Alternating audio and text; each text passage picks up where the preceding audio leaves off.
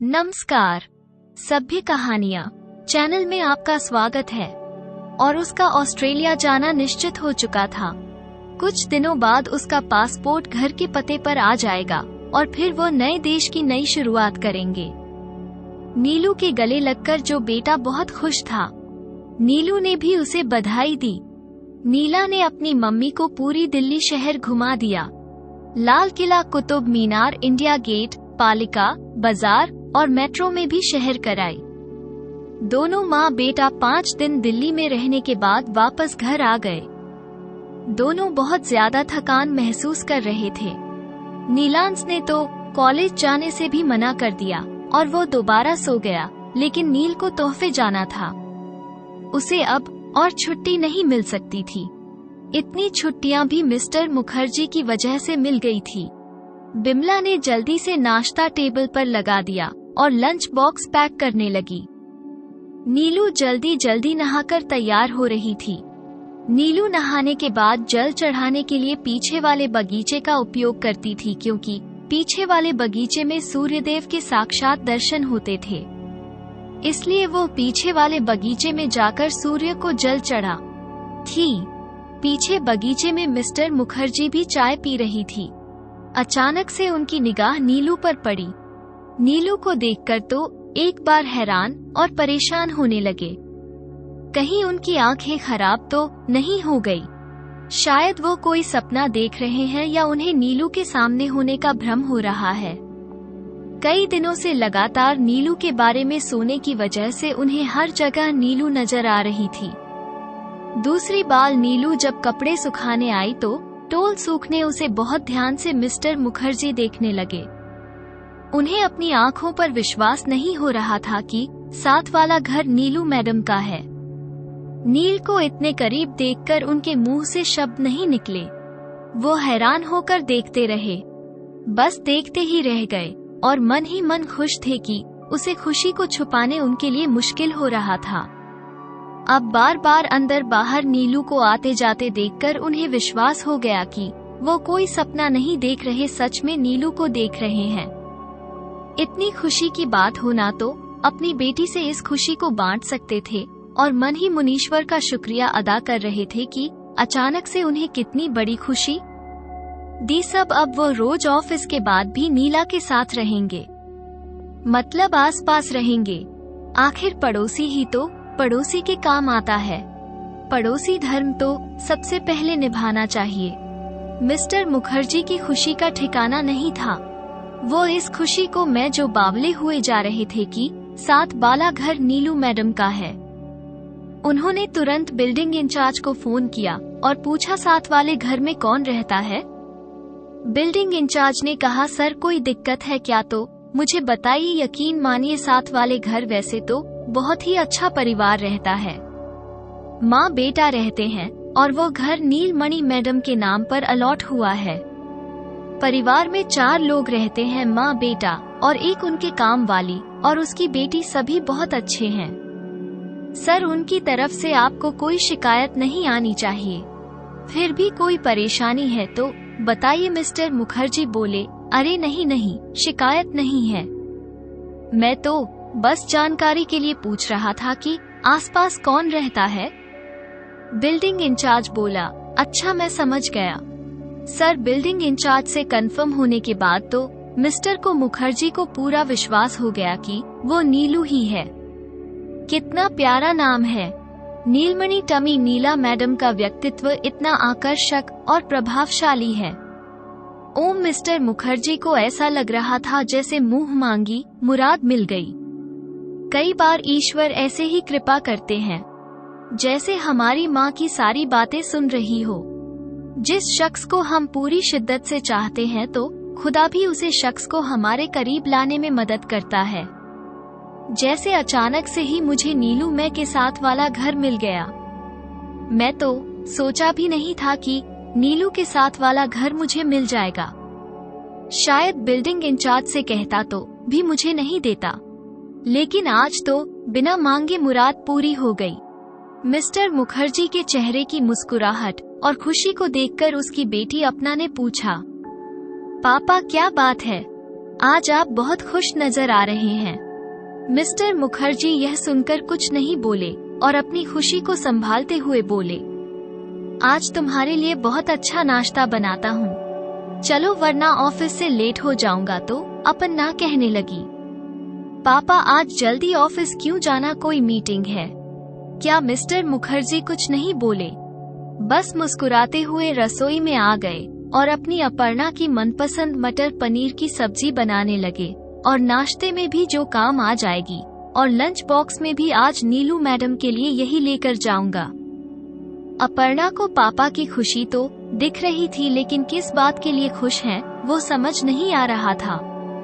दोनों पापा बेटी अंदर आ गई और मिलकर नाश्ता करने लगे। मिस्टर मुखर्जी ने कहा, तुम अपना लंच पैक कर लो और नहाने चली जाओ और मैं तैयार होकर अपने लिए खुद बना लूंगा। यह सुनकर परिणाम नहाने के लिए चली गई। इंसान को जब अपनी मनपसंद की चीज आसपास दिखाई देने लगते हैं तो उसके चेहरे पर इसका असर साफ दिखाई देता है। व्यक्ति की मुस्कुराहट, भाव सब बदल जाते हैं और काम करने में मन लगता है और शरीर में एक नई ताजगी का होता है। जैसे नीलू को देखकर मिस्टर मुखर्जी अपने मन में ताजगी महसूस कर रहे थे। नीलू बेचारी इन सब बातों से बेफिक्र दफ्तर जाने की जल्दबाजी में अपना काम भाग भाग कर रही थी।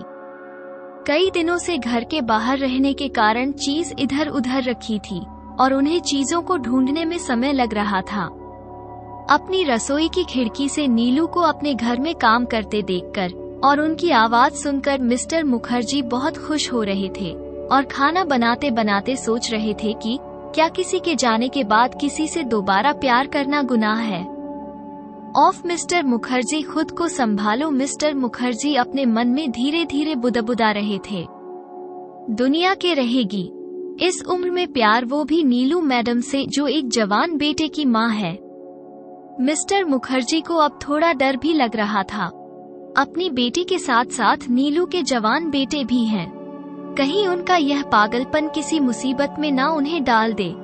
लेकिन कहते हैं ना, इश्क और मुश्क छुपाए नहीं छुपाते। तभी तेज आवाज में मिस्टर मुखर्जी का ध्यान तो सारी सब्जी जल चुकी थी, चाय उबालकर पूरी तरह जल चुकी थी, सारी रसोई से धुआं भर गया था और मिस्टर मुखर्जी बड़े शांत भाव से खड़े सोच विचार में मग्न थे। अपन ने जल्दी से गैस बंद की और पापा को रसोई से बाहर निकाला। इतना धुआं भर गया था, लेकिन मिस्टर मुखर्जी ऐसे शांत खड़े थे जैसे कुछ हुआ ही नहीं ना। ये देखकर अपर्णा का दिमाग घूम गया। कहीं पापा को किसी बात को लेकर टेंशन तो नहीं है।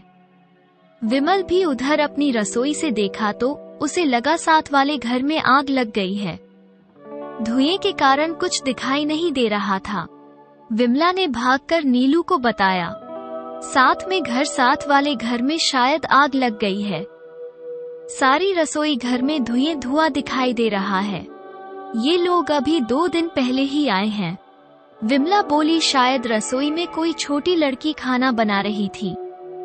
नीला के साथ वाली मिसेज सिंह और नीलू दोनों एक साथ मुखर्जी के घर में आई और बोली, क्या हुआ, घर में इतना धुआं कैसे उठ रहा है? अपर्णा जल्दी से बाहर आई और बोली, सीना आंटी क्या करो, पता नहीं पापा का दिमाग आजकल कहाँ रहता है।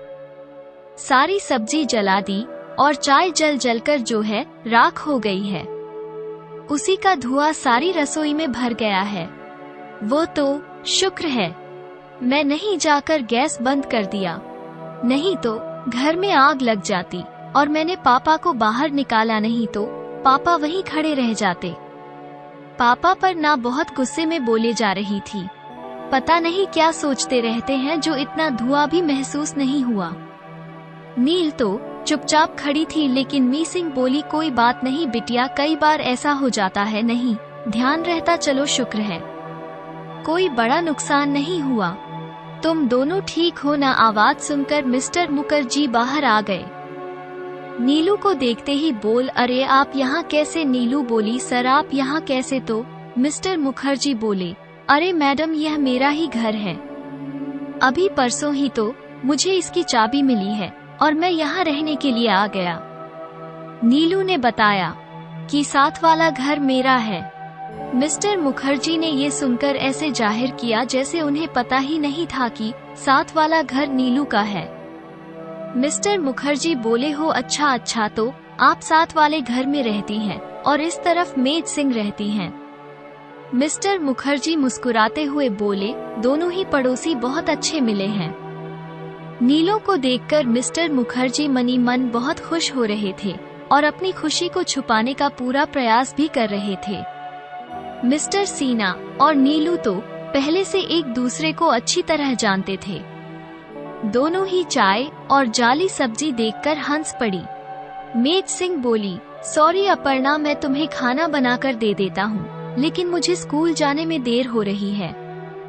मैं तो स्कूल जाने के लिए तैयार होकर बाहर निकली थी। इतना धुआं देखकर घबरा गई तो अंदर चली आई, लेकिन अब मेरी बस आने वाली है। आज तुम दोनों पापा बेटी बाहर ही खाना खा लेना। नीलू बोली, अरे मेज सिंह, आप बिल्कुल परेशान मत होइए, आज उनके लिए मेरी मेड विमल खाना बना देगी। आप निश्चिंत होकर स्कूल जाइए। ये सुनकर मेज सिंह अपने स्कूल जाने के लिए बाहर आ गई। मिस्टर मुखर्जी ने नीलू को बैठने के लिए कहा और अपनी बेटी से परिचय करवाते हुए बोले, यह मेरी बेटी अपर्णा है। अपर्णा यह मेरे ऑफिस में मेरे साथ काम करती है। मिस नीलमणि यानी मेज नीलू मैडम अपना ने आगे बढ़कर हाथ जोड़कर कहा, आंटी जी नमस्ते। आंटी जी आप बैठिए, मैं चाय बनाकर लाती हूँ। नीलू बोली, नहीं बेटा, मुझे ऑफिस जाने के लिए देर हो जाएगी। मैं बिमला से कह दूंगी, वो तुम दोनों के लिए पराठे बनाकर भेज देगी। बड़ी बड़ी आंखें करते हुए कहने लगी, क्या आपके यहाँ खाना बनाने वाली है? तो नीलू बोली, हाँ, वो हमारे साथ बहुत सालों से काम कर रही हैं और दोनों माँ बेटी हमारे घर में रहती हैं। ये सुनकर अपना सोचने लगी, वो इन आंटी जी से बनाकर रखनी पड़ेगी ताकि कभी कभी इनकी काम वाली से हम भी खाना बनवा लिया करेंगे, थोड़ा फायदा हमें भी मिल जाएगा। अपर्णा बोलिए, अरे आंटी जी आप तो पापा के साथ ही काम करती हो, दोनों एक ही ऑफिस में जाना होता है। वैसे ही भी आप दोनों में से सीनियर कौन है? तो नीलू बोली, तुम्हारे पापा सीनियर भी हैं और मेरे बस भी हैं। तो अपने ना बोली, तो आंटी जी फिर किस बात का डर है?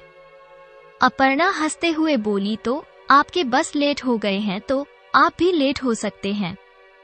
यश सुनकर मिस्टर मुखर्जी और नीलू दोनों हंसने लगे। नीलू ने कहा, अपना बात तो तुम बिल्कुल सही कह रही हो, वो तो ठीक है। आज तुम दोनों हमारे यहाँ नाश्ता करो, फिर हम दोनों साथ में ऑफिस चलते हैं। ये बात सुनकर मिस्टर मुखर्जी की खुशी का ठिकाना नहीं रहा कि कितना अच्छा मौका वे कैसे छोड़ सकते हैं। ठीक है अपर्णा, आप दोनों तैयार होकर घर आ जाओ, तब तक मैं बिमला से खाना तैयार करवा देता हूँ। ये कहकर नीलू जो घर के लिए जाने लगी, तभी अपर्णा बोले, आंटी प्लीज थोड़ा सा लंच पैक करवा दीजिए। वो क्या है ना आंटी जी, कॉलेज की कैंटीन का खाना अच्छा नहीं मिलता और पापा ने सब्जी भी सारी जला दी। तो नीलू बोली, अरे अपर्णा रिलैक्स, तुम आ जाओ, लंच भी पैक कर दूंगी। ये कहकर नीलू अपने घर आ गई। घर जाकर नीलू ने बिमला से कहा, जल्दी से 2 लोगों के लिए नाश्ता बना दो। नीलू कहने लगी, बिमला तुम्हें पता है साथ वाले घर में मेरे बस और उनकी बेटी अपर्णा रहती है, वो दोनों ही नष्ट करने आ रहे हैं, थोड़ा जल्दी बना दो, फिर मुझे भी ऑफिस जाना है। नीलू ने देखा नीलांश गहरी नींद में सो रहा था।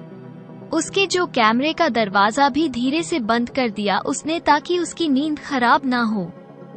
कुछ देर बाद मिस्टर मुखर्जी अपनी बेटी अपर्णा के साथ नाश्ता करने के लिए आ गए। विमला ने थोड़ी देर में पराठे, दही और गोभी आलू की सब्जी के साथ नाश्ता टेबल पर सजा दिया और तो लंच बॉक्स पैक करने रसोई में भी वापस आ गई। जैसे ही पापा बेटी ने खाना शुरू किया, इतने में विमल चाय बनाकर ले आई। नीलू ने उनके साथ बैठकर चाय पीने लगी। मिस्टर मुखर्जी धन्यवाद देते हुए कहा, आज तो आपकी वजह से बढ़िया नाश्ता करने को मिल गया, लेकिन हमारी वजह से आपको परेशानी उठानी पड़ी, इसके लिए मैं क्षमा चाहता हूँ। नीला बोली, प्लीज सर, क्षमा मांगकर आप हमें शर्मिंदा मत कीजिए। आप तो हमारे सर भी और हमारे पड़ोसी भी बन गए हैं।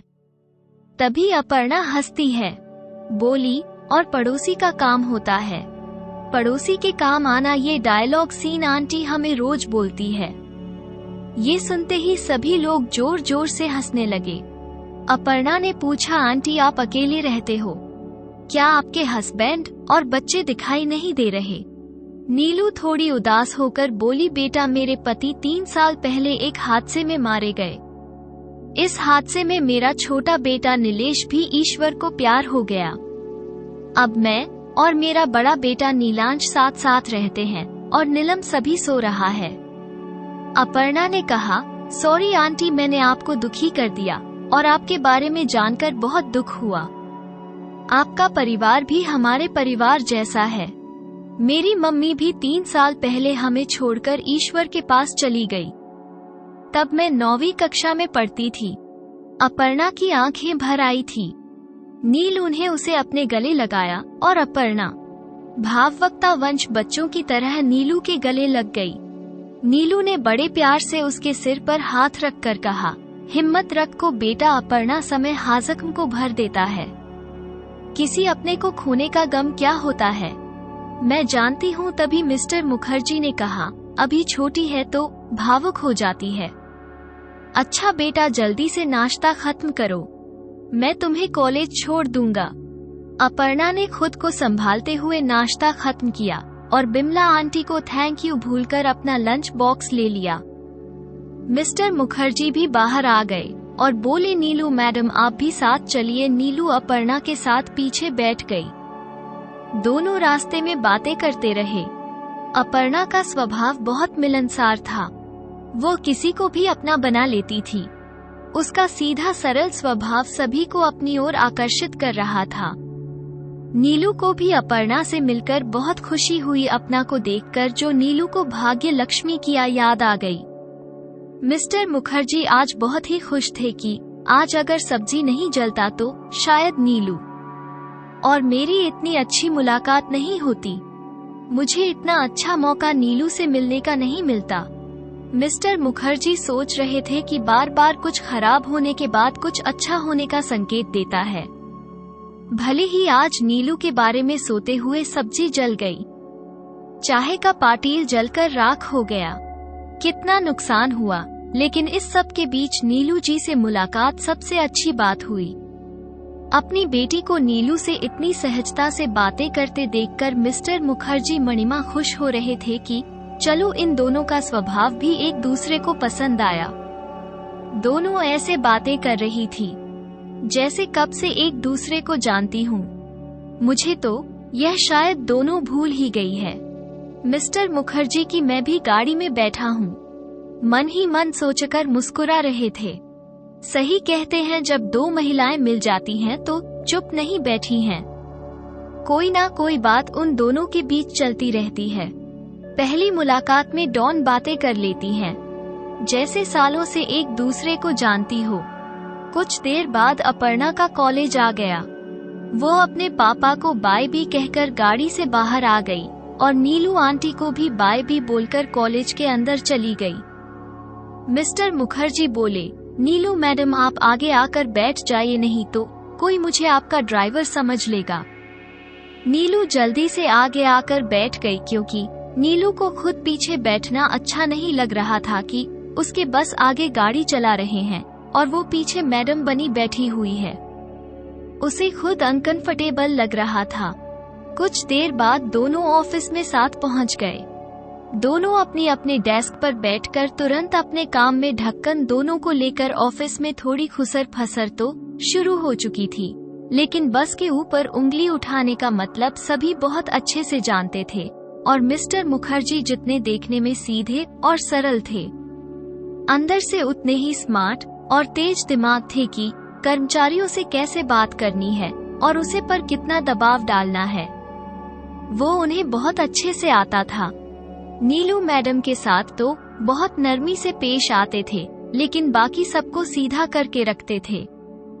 किसी की हिम्मत नहीं थी कि उनके हुक्म के खिलाफ चल जाए। जो काम जिसको बोल दिया वो काम उसी को पूरा करवाते। लंच टाइम में नील और मिस्टर मुखर्जी दोनों साथ में खाना खा रहे थे। तभी मिस्टर मुखर्जी बोले, आपसे एक बात कहूँ। नीलू जी, तो आप बुरा तो नहीं मानूंगी? नीलू कहने लगी, अरे सर आप बोलिए, आज काम में कोई गड़बड़ी या गलती हो गई तो आप हमें बताइए, हम तुरंत सुधार कर लेंगे। जब मिस्टर मुखर्जी बोले, अरे नीलू मैडम आप भी क्या सोचती रहती हैं? हर वक्त ऑफिस की बात ही आपके दिमाग में घूमती रहती है और इसका काम ऑफिस की फाइलें, इसके अलावा भी जिंदगी है। कभी इन सब के अलावा भी कुछ सोच लिया करो। खैर कोई बात नहीं। मिस्टर मुखर्जी बोले, मैं पूछ रहा था कि हम दोनों एक ही जगह से आते हैं, अगर तुम्हें बुरा नहीं लगे तो हम साथ साथ आ जाया करें। आखिर हमें एक ही जगह आना होता है। तो नीलू बोली, thank you so much sir, आपने मेरे लिए इतना सोचा। हम रोज तो साथ नहीं आ सकते, लेकिन कई बार जब नीलांश को कॉलेज जल्दी जाना होता है तो मुझे ऑटो से आना पड़ता है, तो उसी दिन मैं आपके साथ आ जाया करूंगी, मेरे लिए सुविधा कही होगी। नलों को सोते हुए बोली, वैसे भी कर नीलांश का कॉलेज कुछ समय बाद पूरा हो जाएगा और वो विदेश जाने वाला है और ऑस्ट्रेलिया के एक अच्छे कॉलेज में उसका एडमिशन मिल गया है और उसका वीजा भी लग गया। उसके जाने के बाद शायद मुझे परेशानी होगी, क्योंकि मैं अपनी एक्टिवा भी अपनी भतीजी विजय लक्ष्मी को दे दी की है। अब वो भी उस कॉलेज जाती है और कार चलानी मुझे आती नहीं। तब तो मैं आपके साथ आया करूंगी, लेकिन आपकी ट्रांसफर किसी और शहर में ना हो जाए। तब तक मिस्टर मुखर्जी कहने लगे, अरे नीलू मैडम आपको पता नहीं है, हमें 3 साल तक किसी भी की भी ट्रांसफर नहीं होने वाली, सब यही रहेंगे। कहीं कोई वैकेंसी आने वाली नहीं है और ना ही किसी का रिटायरमेंट होने वाला है। मिस्टर मुखर्जी मन ही मन खुश हुए। चलो, नीलू ने मेरी बात का बुरा नहीं माना और जवाब भी उसने सही दिया। लंच के बाद दोनों अपने अपने कामों में व्यस्त हो। शाम को नीला मिश्र मुखर्जी के साथ वापस घर आई तो डांस घर से निकल ही रहा था, लेकिन मम्मी को गाड़ी से उतरते देखकर वो वापस अपनी कार वहीं खड़ी कर दी और मम्मी के पास आ गया कि मैं आपको लेने ही जा रहा था। मम्मी आज आप जल्दी आ गए। नीलू ने कहा, इनसे मिलो बेटा, यह मिस्टर मुखर्जी हैं और मेरे बस भी हैं। नीलांश ने पैर छूते हुए कहा, अंकल नमस्ते। तो मिस्टर मुखर्जी बोले, खुश रहिए। तो नीलू बोली, सर ये मेरा बेटा नीलांश है। तो मिस्टर मुखर्जी बोले, वो सुबह जल्दी में तुमसे मुलाकात नहीं हुई थी। नीलांश आपसे मिलकर बहुत अच्छा लगा। नीला उसके परिपाक व्यक्तित्व को और अच्छे कद काठी और माँ की तरह उजाला रंग और माँ जैसी मनमोहक मुस्कान देखकर मुखर्जी काफी प्रभावित हुए। तभी अब परिणाम ने आवाज जो सुनकर बाहर आई तो नीलू को देखकर बोली, नमस्ते आंटी, आज तो ब्रेकफास्ट भी अच्छा था और लंच भी मजा आ गया। Thank you so much aunty. कहते हुए उसने नीलू को अपने जो बाहों में भर लिया तो नीलू बोल, ओके बेटा ओके, तुम्हें पसंद आया ना? तो मुझे भी बहुत खुशी हुई। अब जब भी पापा खाना जला दे और या भूल जाए बनाना तो तुम मेरे पास आ जाना। नीला ने बड़े प्यार से कहा, तुम भी मेरे नीलांश जैसी हो। अपर्णा ने पूछा, ये कौन है आपके साथ, इतना लंबा चौड़ा इतना बड़ा सा लड़का? मिस्टर मुखर्जी थोड़े सख्त लहजे में बोले, अपर्णा ऐसे नहीं बोलते। नीलू ने कहा, सर अपर्णा भी छोटी है। कोई बात नहीं कर नीलांश, इनसे मिलो, ये मिस्टर मुखर्जी की बेटी अपर्णा है। तो नीलास ने कहा है, हेलो अपर्णा। तो अपर्णा बोली, हेलो नीलास भैया, कैसे हैं आप? तो बोला, मैं ठीक हूँ भैया। सब सुनते ही नीलांश को अपनी छोटी बहन भाग्य लक्ष्मी की याद आ गई। अपर्णा ने की, सारी बिया मुझसे गलती हो गई। तो नीलांश बोला, कोई बात नहीं छुटकी, अभी तुम बहुत छोटी हो, तुम्हारी बात का बुरा नहीं मानूंगा। तब वो कहने लगी, भैया मैं छोटी नहीं हूँ, कॉलेज जाती हूँ। नीलांश उसे देखकर हंसने लगा, अरे इतनी छोटी और दुबली पतली सी बच्ची कॉलेज जाती है, मुझे लगा तुम तो स्कूल जाती होगी ज्यादा से ज्यादा। 10th क्लास में। अब तो नीलांश की हंसी बंद नहीं हो रही थी। वो छुटकी कहकर उसे लगातार हंसते जा रहा था। नीलांश खुद को हंसते देखकर अपर्णा पर पटकते हुए गुस्से में अंदर चली गई, क्योंकि अपर्णा सच में मध्यम कद काठी की बिल्कुल दुबली पतली सी बच्ची जैसी दिखती थी। उसे देखकर कोई विश्वास नहीं करेगा कि वो 18 साल की है। देखने में अपर्णा 14-15 साल की बच्ची लगती थी। मिस्टर मुखर्जी ने कहा, तो अब तुमने उसे नाराज कर दिया तो? नीलाश बोला, अरे अंकल, मैं तो सिर्फ मुझे आंख में कहा, वैसे सच कहूँ अपना सच में छोटी बच्ची लगती है। ये सुनकर मुखर्जी और नीलांश दोनों ही हंसने लगे। नील बोली, सर मुझे लगा आप नीलांश को डांट लगाएंगे, आप तो इसी का साथ दे रहे हैं। अब मैं ही जाती हूँ। अपनी बेटी को मनाने नीला अंदर जाकर अपना को मानने लगी और नीलू के एक बार समझाने पर अपर्णा मान गई। अपर्णा बोली, आंटी आज नीलाश भाई को खाना मत देना, अपने आप पकड़ ठिकाने आ जाएगी।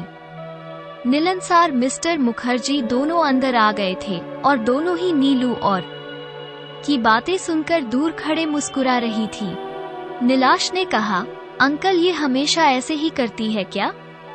तब वो मिस्टर मुखर्जी बोल, बेटा जब इसकी माँ का देहांत हुआ उसके बाद से छोटी छोटी बातों पर रोने लगती है, और आज तो शुक्र है तुम्हारी मम्मी ने मना लिया, नहीं तो मुझे तो घंटा लग जाते इसे मनाने में। आज मिस्टर मुखर्जी से मुलाकात और बात करके नीलांश को अपने पिता की याद आ रही थी। उसके पिता भी इतनी सहजता से उसके साथ बातचीत करते थे। अपर्णा पे दिल का हाल नीला तुरंत समझ गया। जैसे कभी कभी पापा की याद आती है तो उसका दिल भर आता है, वैसे ही शायद अपन को भी महसूस होता होगा। तभी उसे मम्मी को इतनी जल्दी अपना मान लिया। इतनी सहजता से वो किसी को अपना नहीं मानता जिसके जीवन में प्यार की कमी होती है। ये किसी को खोने के बाद ही उसे दर्द को, उसका दर्द जो दिल में रह जाता है, उसे दर्द का साबुन हम आसपास अपने लोगों में खोजते हैं। जैसे आज अंकल से मिलकर नीलांश को अच्छा लगा और अपने पिता की याद आ गई, वैसे ही मम्मी को देखकर अपना को भी वैसा ही महसूस हुआ होगा। आखिरकार हम दोनों का दुख तो एक ही समान है। मैंने अपने पिता को खो दिया और अपना ने अपनी मम्मी को। नीलांश ने पास आकर अपना से कहा, सॉरी छुटकी, मुझे माफ कर दो, मैं तुम्हारा दिल दुखाया। अपर्णा ने कहा, इट्स ओके भैया, लेकिन आगे कभी भी मुझे मत चिढ़ाना, कॉलेज में भी सब मुझे चिढ़ाते हैं। तो नीलाश बोला, अरे कल अपने बड़े भैया को लेकर चलना, सबको एक ही बार में ठीक कर दूंगा। किसी की हिम्मत नहीं होगी कि मेरी छुटकी को जो कुछ भी कहे या बच्ची कहे तुरंत 2 थप्पड़ लगा दूंगा उनके गालों पर, समझी? चलो अब चुप हो जाओ। या सुनकर अपना हंसने लगी, पहले खुद को ठीक करो और फिर दूसरों को करना। अभी भी छुटकी बोल रहे हो भैया? यस। तो निरंश बोला, सुनो ये तो मैं हमेशा प्यार से बोलूंगा, लेकिन किसी को भी नहीं बोलते दूंगा।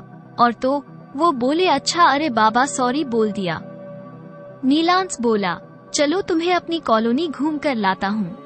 अपना आंसू पोंछाते हुए बोली। मिस्टर मुखर्जी ने अपनी कर की चाबी ने लेंस को दे दी।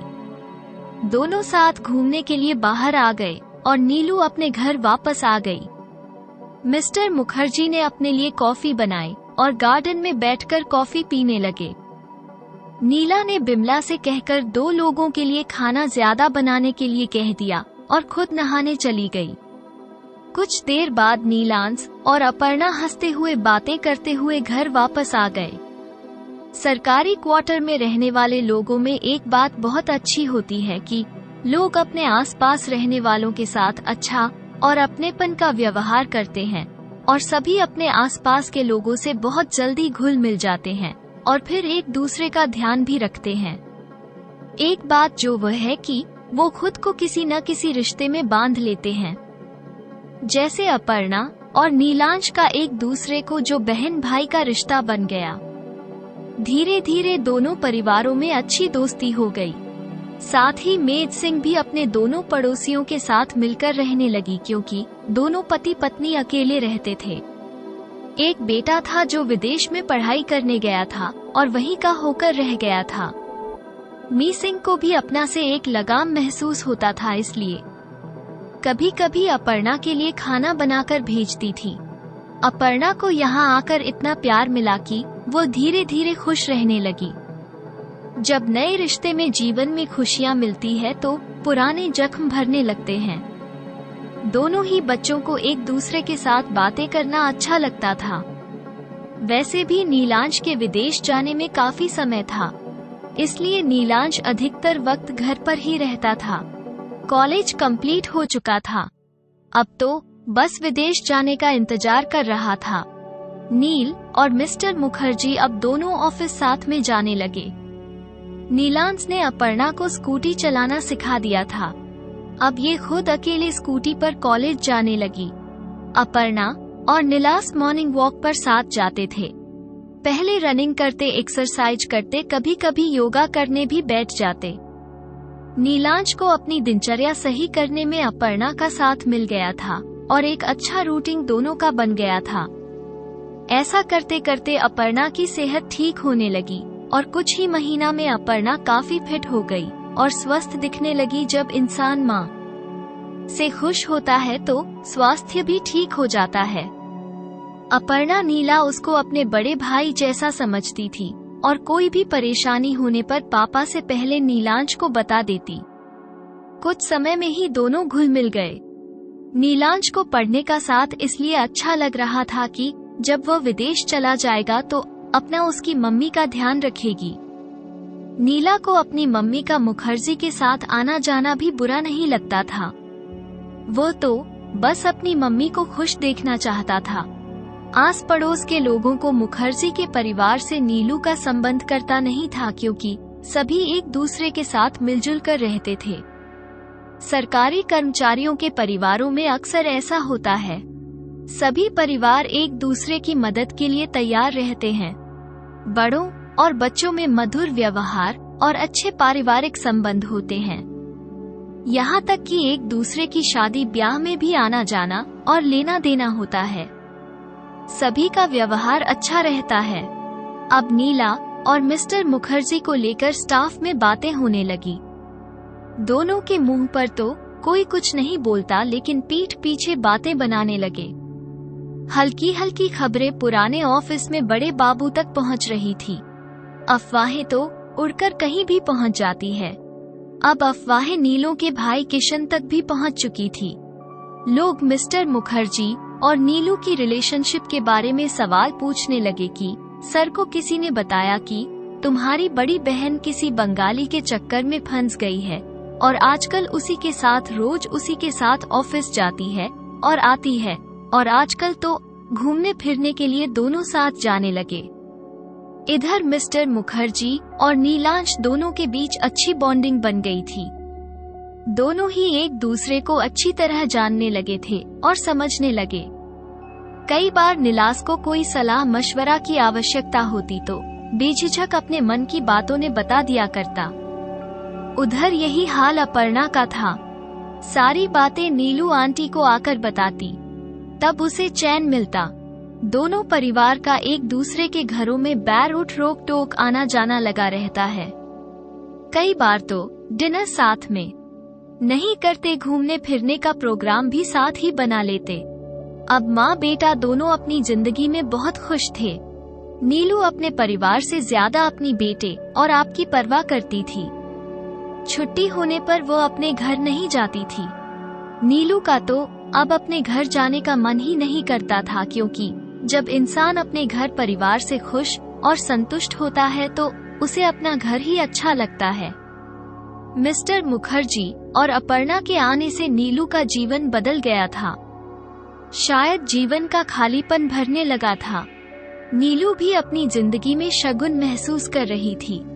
नीलांश भी अपनी माँ का पूरा ध्यान रखना है, लेकिन नीलू के पीर में नीलू और मिस्टर मुखर्जी के बारे में जानकारी मिलने पर हलचल मच गई। माता पिता दोनों भाइयों को ये बिल्कुल बर्दाश्त नहीं हो रहा था कि दीदी कहीं सारे पैसे किसी गैर परिवार पर खर्च न कर दे, और दोनों भाभियों को चिंता सता रही थी।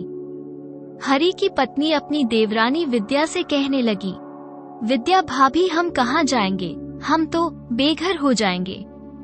तुम्हारे जेठ जी तो कोई कामकाज भी नहीं करते। दोनों बहू इस बात से चिंतित हो रही थी। नीला के मम्मी पापा के पास कानपुर आने के लिए रिजर्वेशन कराई थी तो सीट कंफर्म हो गई और दोनों ही नीलों के पास जाने की तैयारी कर रहे थे कि अन्य मम्मी पापा दोनों को बहुत अच्छे से समझा दिया था कि प्लीज दीदी को जाकर समझना, अब इस बुढ़ापे में इस तरह की हरकतें ना करें।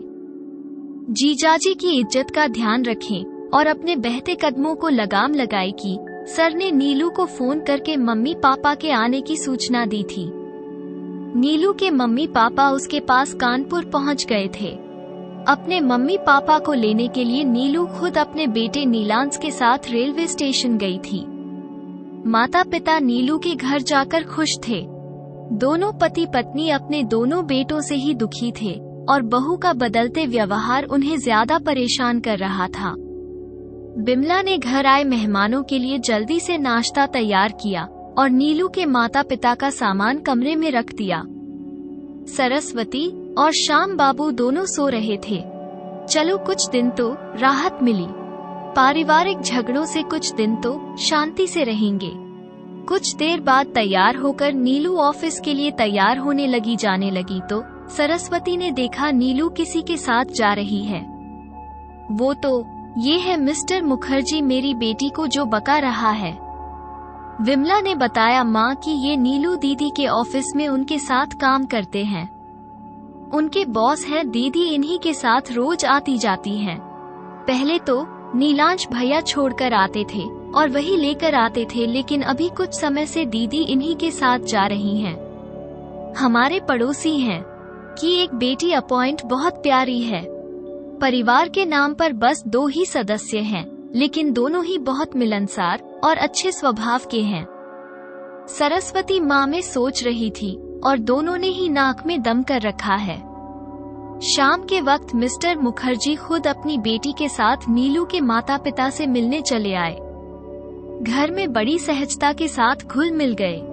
सरस्वती दोनों को बहुत ध्यान से देख रही थी और परिणाम की बातें सुनकर सरस्वती समझ गई कि अपर्णा तो सच में नीलू को अपनी माँ उन चुकी है। नीलांश और अपर्णा की आपसी तालमेल को देखकर सरस्वती ने अंदाजा लगा लिया कि ये तो सब एक दूसरे को अपना रिश्तेदार मान चुके हैं। अपर्णा को देखो, नीलांश के साथ बिल्कुल बड़े भाई की तरह बातें कर रही है। तभी नीलांश ने भाग्य लक्ष्मी को याद नहीं करता। तभी ईश्वर भाग्य लक्ष्मी का जन्मदिन याद नहीं रहा और नीलू भी इसलिए इनके साथ घुल मिल गई है और अपने भाई भाभी को बिल्कुल भूल गई है। अब समझ आया कि नीलू हमारे पास मिलने क्यों नहीं आता। उसने तो अपना ये दूसरा परिवार यहाँ बना लिया है और अब इसी परिवार के साथ खुश रहती है। किशन सही कह रहा था, इस बंगाली ने नीलू को अपना बना लिया है और मेरी सीधी साधी सरल बेटी को अपने मुंह में फांस लिया है। सभी ने रात का खाना साथ खाया और नीलू के माता पिता से मिलने के बाद अपर्णा और मिस्टर मुखर्जी वापस अपने घर चले गए। सरस्वती ने सारी बातें किशन को बताई कि सन ने कहा, तभी मेरी बेटी भाग्य लक्ष्मी से दीदी का प्यार कम हो गया। प्यार तो दूसरों पर लुटाया जा रहा है। माँ कहाँ तो दीदी भाग्य लक्ष्मी के बिना एक दिन भी नहीं रहती थी और अब देखो कितने महीना से भाग्य लक्ष्मी को एक फोन तक नहीं किया। अब समझ आया क्योंकि सारा समय वो अपर्णा को ही दे रही हैं। लगता है अपर्णा को ही उन्होंने अपना मान लिया है। मम्मी आप ध्यान रखना, पता चले दीदी कहीं उससे शादी में पैसा लूटने ना लग जाए। मम्मी अब आपको महीने वहीं रहो और दोनों पर नहा रखो। पता तो चले दीदी इस पर सब कुछ लुटा रही है। क्या सरस्वती और श्याम बाबू काफी समय से देख रहे थे। मुखर्जी और उसकी बेटी बेरोकटोक उनके घर आ जाते और वैसे भी इसी घर के सदस्य हो जैसे, और दोनों पति पत्नी सिर्फ देखते ही रहते रहते कुछ नहीं। आखिरकार उन दोनों का खर्च नीलू जो उठा रही थी, इसलिए दोनों चुप भी थे। उधर नीलांश के जाने का समय आ गया और वो अपने जाने की तैयारी कर रहा था।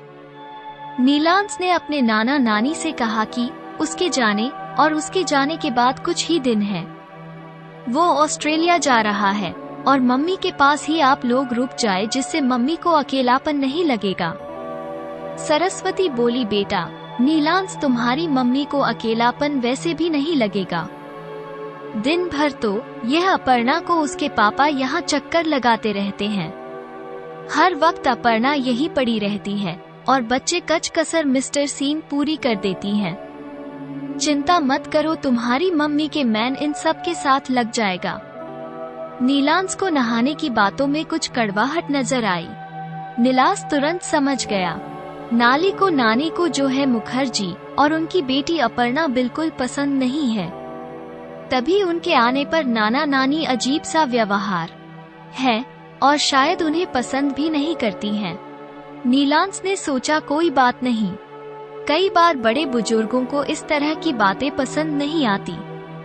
पड़ोसियों का बार बार आना जाना शायद बड़े बुजुर्गों को अच्छा नहीं लगता। सुबह सुबह फोन बजे जा रहा था। इतनी सुबह सुबह किसका फोन आ गया? नीलू अपने कमरे से बाहर आई और फोन उठाया तो उधर से आया है। हेलो, मैं बोल रहा हूँ, कुछ तुमने रोते हुए कहा। नीलू, सासू माँ की तबीयत खराब है, रात उनको सांस लेने में परेशानी हो रही थी, हम उन्हें अस्पताल लेकर गए। डॉक्टर ने उनकी कंडीशन खराब बताई है और सासू माँ भी तुम्हें याद कर रही है। तुम नीलांश को लेकर जल्दी आ जाओ, पता नहीं कितने दिन की मेहमान है। फेफड़ों में पानी भर गया, अगर हो सके तो तुम आ जाओ। ये खबर सुनते नीलू घबरा गई। उसने नीलांश को उठाया और कहा, आज ही मुंबई निकलना होगा, यहाँ से दिल्ली चलते हैं, वो भी वहाँ से हमें जो है सीधी फ्लाइट मिल जाएगी और हम जल्दी मुंबई पहुँच जाएंगे। तुम्हारी दादी बहुत बीमार है, जल्दी करो। नीलांश ने मम्मी को गले लगाया और शांत किया। क्या आप घबराओ मत, रिलैक्स मम्मी, मैं देखता हूँ कैसे जा सकते हैं और दादी ठीक हो जाएगी। नीला ने फोन करके मिस्टर मुखर्जी को अपनी परेशानी बताई और छुट्टी के लिए पूछा। मिस्टर मुखर्जी ने कहा, नीलू घबराओ मत, मैं तुम्हारी छुट्टी सेशन कर देता हूँ, तुम जो जाने की तैयारी करो। नीला ने मम्मी पापा को जगाया और सारी बात बताई। श्याम बाबू ने कहा, बेटा हमारे लिए तो वहाँ पहुँचना मुश्किल है, लेकिन तुम दोनों किसी तरह पहुँचकर उनके अंतिम दर्शन कर लो, क्योंकि अगर कुसुम कह रही है तो उनकी हालत खराब है और डॉक्टर ने जवाब दे दिया है तो तुम्हें जल्दी पहुँचना चाहिए। तब तक मिस्टर मुखर्जी भी नीलू के घर आ गए थे। उन्होंने नीलू से कहा, नीलू मैडम, आप पहले यहाँ से दिल्ली जाइए, आपके पास तो रेलवे का पास है। आखिरकार रेलवे के किसी भी डिपार्टमेंट में नौकरी करने का फायदा सभी कर्मचारियों को मिलता है और वहाँ से आप दोनों ही फ्लाइट में मैं बुक कर देता हूँ। अभी फ्लाइट मिलने में आपका समय बचेगा और आप समय पर पहुँच जाएंगे। आप जल्दी तैयार हो जाइए, मैं आपको स्टेशन छोड़कर फिर ऑफिस जाऊंगा। नीलू ने अपना सामान जल्दी जल्दी क्या और मम्मी पापा से कहा कि आप अपना ध्यान रखना, विमल तो घर में है ही और कोई परेशानी हो तो आप मुखर्जी को बोल देना, वो आपकी मदद कर देंगे। और नीलांश के साथ रेलवे स्टेशन पहुंच गई। नीलू ने हड़बड़ा और घबराहट में मिस्टर मुखर्जी को अपने अंक में भर लिया और बोली, थैंक यू सर, आपकी मदद से मुझे बहुत आसानी हो गई और अपने आगे की फ्लाइट भी बुक कर दी। सर आपका बहुत बहुत धन्यवाद। मुखर्जी नीलू को अचानक अपने गले लगे देखकर थोड़े ऐसे सहज हुए, लेकिन तुरंत खुद को संभालते हुए बोले, नीलू मैडम, इंसानी इंसान के काम आता है और हम सब एक दूसरे के सुख दुख के साथ ही हैं। आप यहाँ अपने मम्मी पापा की बिल्कुल चिंता मत करो, मैं उनका पूरा ध्यान रखूंगा और वहाँ पहुँचकर फोन जरूर कर दीजिएगा। नील और नीलाश दोनों दिल्ली से फ्लाइट लेकर मुंबई पहुँच गए और एयरपोर्ट से सीधे अस्पताल अपनी दादी के पास पहुँच गई। देखा तो दादी सच में अंतिम सांस गिन रही थी। जैसे उसकी सास तो अपने पोते और बहू देखने के लिए अटकी हुई थी। दोनों के आने से सुशीला देवी का मन शांति से और प्रसन्नता से भर गया। अपने पोते और बहू के सिर पर हाथ रखकर आशीर्वाद दिया। दोनों हमेशा सुखी रहो, पता नहीं नीलू तुमसे मिलने को बहुत मन कर रहा था। सासू माँ से मिलने के बाद नीलू कुसुम के साथ बाहर आ गई और नीलांश दादी के पास बैठा रहा। ब्रिजेश के आने पर नीलू ने अपने जेठ के चरण छुए और ब्रिजेश ने कहा, सदा खुश रहो, आशीर्वाद दिया। ब्रिजेश के एंटीन से चाय लेकर आए और नील और कुसुम दोनों को पीने के लिए दी। कुसुम ने बताया, सासू माँ की तबीयत तो काफी दिनों से खराब थी, लेकिन कल रात ज्यादा हालत खराब हो गई तो हमने अस्पताल लेकर आ गए और यहाँ डॉक्टर ने बताया कि उनकी कंडीशन खराब है। तभी मैंने तुम्हें बुलाया क्योंकि बार बार फेफड़ों में पानी बाहर निकलना पड़ रहा था। कुछ नीलू कहने लगी, भाभी आपने बहुत अच्छा किया मिलकर, मुझे भी थोड़ा आप लोगों से मिलकर सगुन मिला है और यह भी अच्छा रहा कि हम सही समय पर पहुंच गए। तभी अनिरुद्ध और आरोही दोनों दादी से मिलने के लिए अस्पताल आए तो अपनी चाची नीलू को देखकर दोनों ने उनके पैर छुए ने दोनों को गले लगाकर आशीर्वाद दिया। नीला ने पूछा, और मेरा पोता आयुष कैसा है? तो आरोही कहने लगी, चाचा बिल्कुल ठीक है, अभी घर चलोगे तो आप खुद ही मिल लेना, बहुत शैतान हो गया है। नीलू ने पूछा, और अविनाश के क्या हाल है? आजकल वह कहाँ है? तो वो कहने लगे, उसके साथ तो काफी समय से बात ही नहीं हुई है। तो वो कहने लगा, अरे चाचा वह तो न्यूजीलैंड में सेट हो गया है, अब वो वापस ही नहीं आने वाला। उसने तो अपनी घर गृहस्थी वहीं बस ली है। वैसे भी उसे भी दादी के बारे में बता दिया है, उसकी इच्छा होगी तो आ जाएगा, जो अनिरुद्ध ने बताया। नीलांश अपनी दादी के पास हाथ पकड़कर बैठा हुआ था, दादी से बातें कर रहा था। दादी बहु धीरे धीरे बोल रही थी और निरंश बहुत नजदीक होकर उसकी बातें सुन रहा था। वह कह रही थी, बेटा अपनी मम्मी का हमेशा साथ देना, खूब सेवा करना, उसे कभी परेशान मत करना। उसने अपने जीवन में बहुत दुख झेला है। अब मैं अपनी नीलू बहू की जिम्मेदारी तुम्हें सौंप रही हूँ। तुम्हारी माँ बहुत सीधी सरल महिला है, वो अपने मन की बात जल्दी किसी को बताती नहीं है। ईश्वर ने उसे शायद दूसरों की सेवा के लिए ही बनाया है। उसकी खुशी का तुम ध्यान रखना, सिर्फ राजेश के अलावा किसी ने नहीं रखा उसका ख्याल। और राजेश के जाने के बाद तो वो अपनी खुशियों को पूरी तरह भूल चुकी है। अब तुम्हें उसकी खुशियों का ध्यान रखना है। नीलाश ने कहा, ठीक है दादी, मैं अपनी मम्मी का पूरा ध्यान रखूंगा, उसकी हर छोटी बड़ी खुशी का ध्यान रखूंगा। आज से मेरा कर्तव्य है। अच्छा अब आप आराम करो, ज्यादा बोलने से आपकी तबीयत और ज्यादा खराब हो जाएगी। नीलेश जैसे ही बाहर आया तो अपने भाई अनिरुद्ध और भाभी को देखकर उनके गले मिला। दोनों भाई बहुत दिनों बाद आपस में मिले थे। एक दूसरे को देखकर दोनों की आंखें भारी। आरोही ने नीलम से पूछा, अब दादी की तबीयत कैसी है? तो नीलांश बोला, भाभी आप दादी से मिल लो, अभी दादी सोई नहीं है, जगह हुए हैं, फिर मिलने का समय भी समाप्त हो जाएगा, आप दोनों दादी से मिल लो। कुसुम ने नीलम से पूछा, तुम्हारी पढ़ाई कैसी चल रही है? तो नीलाश बोला, ताई जी बढ़िया चल रही है, अगले महीने मुझे आगे की डिग्री के लिए ऑस्ट्रेलिया जाना है, मेरा बीज लग चुका है, बस सेशन शुरू होने ही चला जाऊंगा। तो कम बोले वो, अच्छा बेटा बहुत बहुत शुभकामनाएं, अपने जीवन में खूब आगे बढ़ो, खूब तरक्की करो। ब्रिजेश ने कहा, नीलू और नीलांश बेटा अब तुम मेरे साथ घर चलो, कुसुम तुम भी साथ चलो, आज रात अनिरुद्ध और आ रहा है, आरोही माँ के पास यही रुक जाते हैं। तो कुसुम कहने लगी, ठीक है हम सब साथ चलते हैं, सुबह आ जाएंगे। ब्रिजेश ने कहा, नीलू और नीलांश बेटा तुम मेरे साथ घर चलो, कुसुम तुम भी साथ चलो, आज अनिरुद्ध और आरोही माँ के पास ही रुक जाते हैं।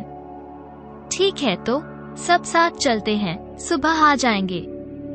कुसुम ने कहा, उधर कानपुर में अचानक बीवी बढ़ने से श्याम बाबू की तबीयत खराब हो गई। बिमला भागकर अपने पड़ोसी मुखर्जी को बुला लाई। मिस्टर मुखर्जी ने श्याम बाबू की तबीयत ज्यादा खराब होते देखकर उन्हें जल्दी से अपनी कार से अस्पताल ले गए। सरस्वती बहुत घबरा रही थी। मिस्टर मुखर्जी ने उन्हें समझाते हुए कहा, देखिए माताजी, आप घबराइए मत, हम जल्दी हॉस्पिटल पहुंच जाएंगे और सब ठीक हो जाएगा। अस्पताल पहुंचकर मिस्टर मुखर्जी ने श्याम बाबू को एडमिट कर दिया था और कहा, अंकल जी आप बिल्कुल स्वस्थ हो जाएंगे।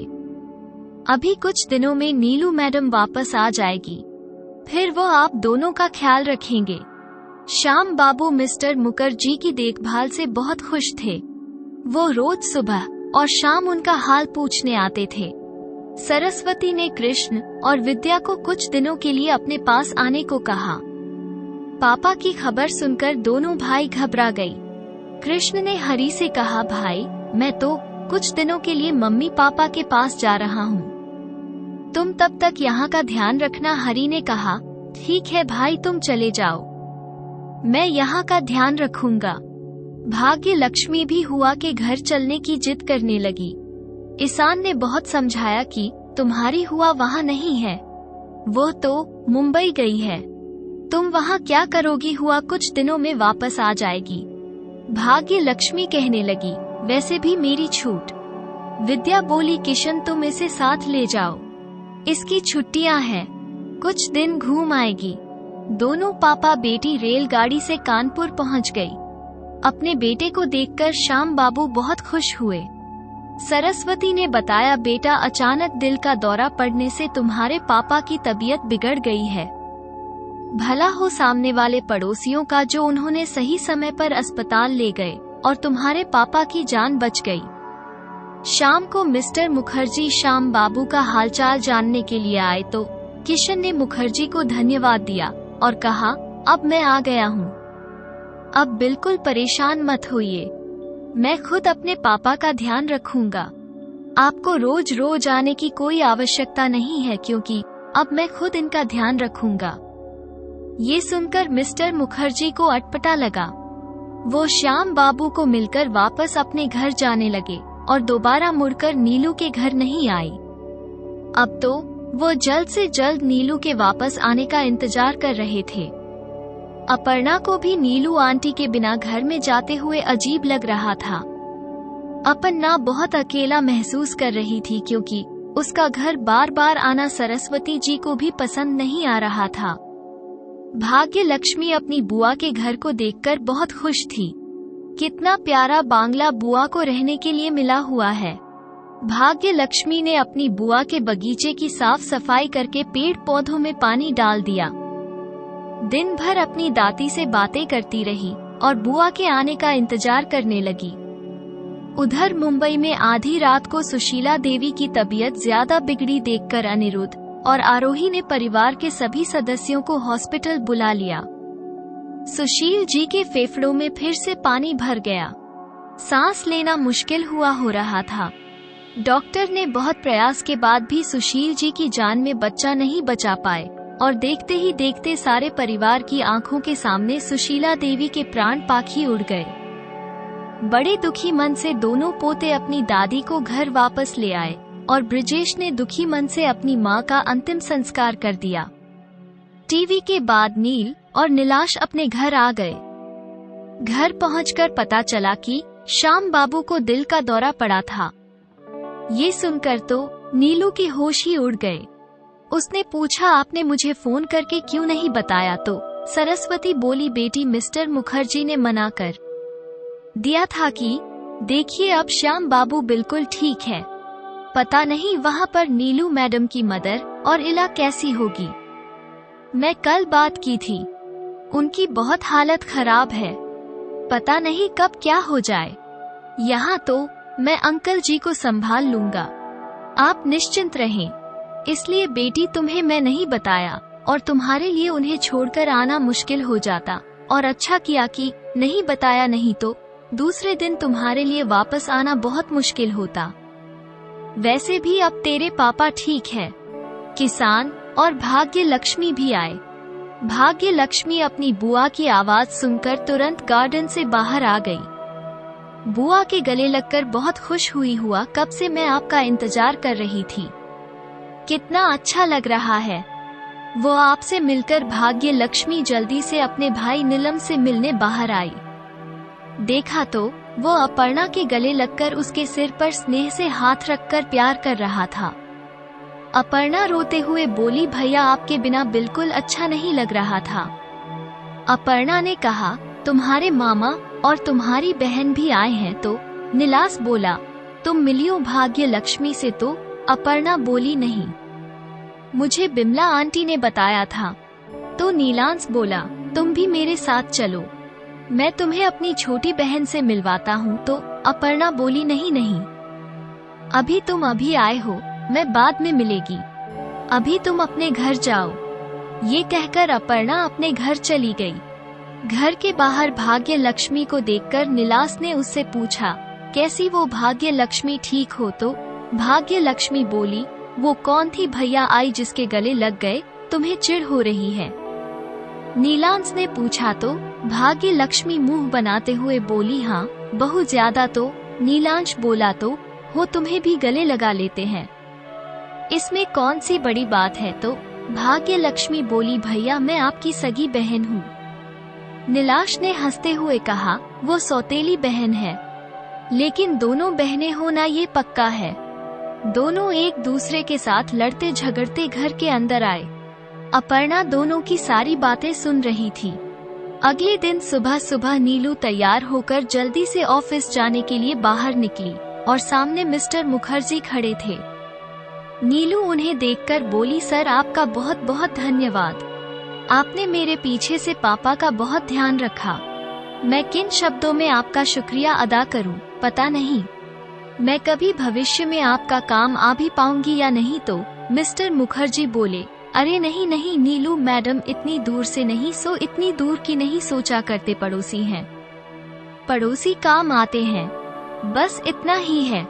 यदि मेरे पापा बीमार होते और मैं बाहर गया होता तो तुम मेरी मदद नहीं करती क्या? तो नीलू बोली, जरूर करती, कर तो वैसे ही मैं कर दी।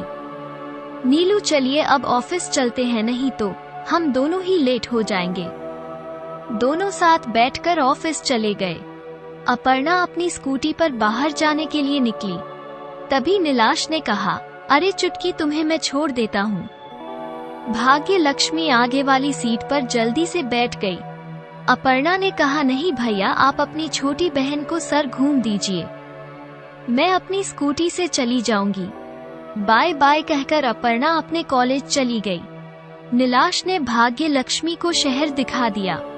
दोपहर तक दोनों घूम घम कर वापस आ गए। मिस्टर मुखर्जी ने नीलू मैडम से कोई बात नहीं कही कि उसके जाने के बाद कृष्ण और उसकी मम्मी ने और मुझे दूरी बना ली है। वो सही समय का इंतजार कर रहे थे। श्याम बाबू की तबीयत में धीरे धीरे सुधार हो रहा था और उन्होंने बाहर आना जाना शुरू कर दिया था। सुबह जल्दी उठकर मिस्टर मुखर्जी के साथ शहर करने के लिए जाने लगे और धीरे धीरे दोनों में अच्छी जान पहचान हो गई और श्याम बाबू को मुखर्जी का शांत और सौम्य स्वभाव राजेश की याद दिलाता था। मुखर्जी व्यवहारिक और पारिवारिक सम व्यक्ति थे। समझदार और बुद्धिमान दोनों ही गुण उनमें विद्यमान थे। मुखर्जी अब श्याम बाबू के घर भी ज्यादा नहीं जाते थे, लेकिन सुबह की सैर पर जाना बंद नहीं किया था। शहर करते हुए दोनों बातें करते रहते। श्याम बाबू को उनकी पत्नी के बारे में जानकर बहुत दुख हुआ। इतनी छोटी सी उम्र में अपर्णा की सर से जो माँ का साया उठ गया और कई बार अपर्णा को देखकर उन्हें बहुत दुख भी होता। नीलांश और अपर्णा दोनों बच्चे कितने बदनसीब हैं, एक को माँ का और दूसरे को पिता का प्यार नहीं मिल रहा। श्याम बाबू इस दिन को बहुत अच्छे से समझते थे।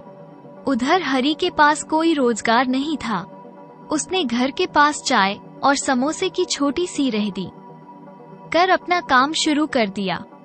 कविता को खाना बनाने के साथ साथ समोसे और कचौड़ियाँ बनाना आता था। उसने अपने पति के काम में मदद करना शुरू कर दिया। अब दोनों मेहनत से काम करने लगे। धीरे धीरे गुजारे लायक पैसा कमाने लगे।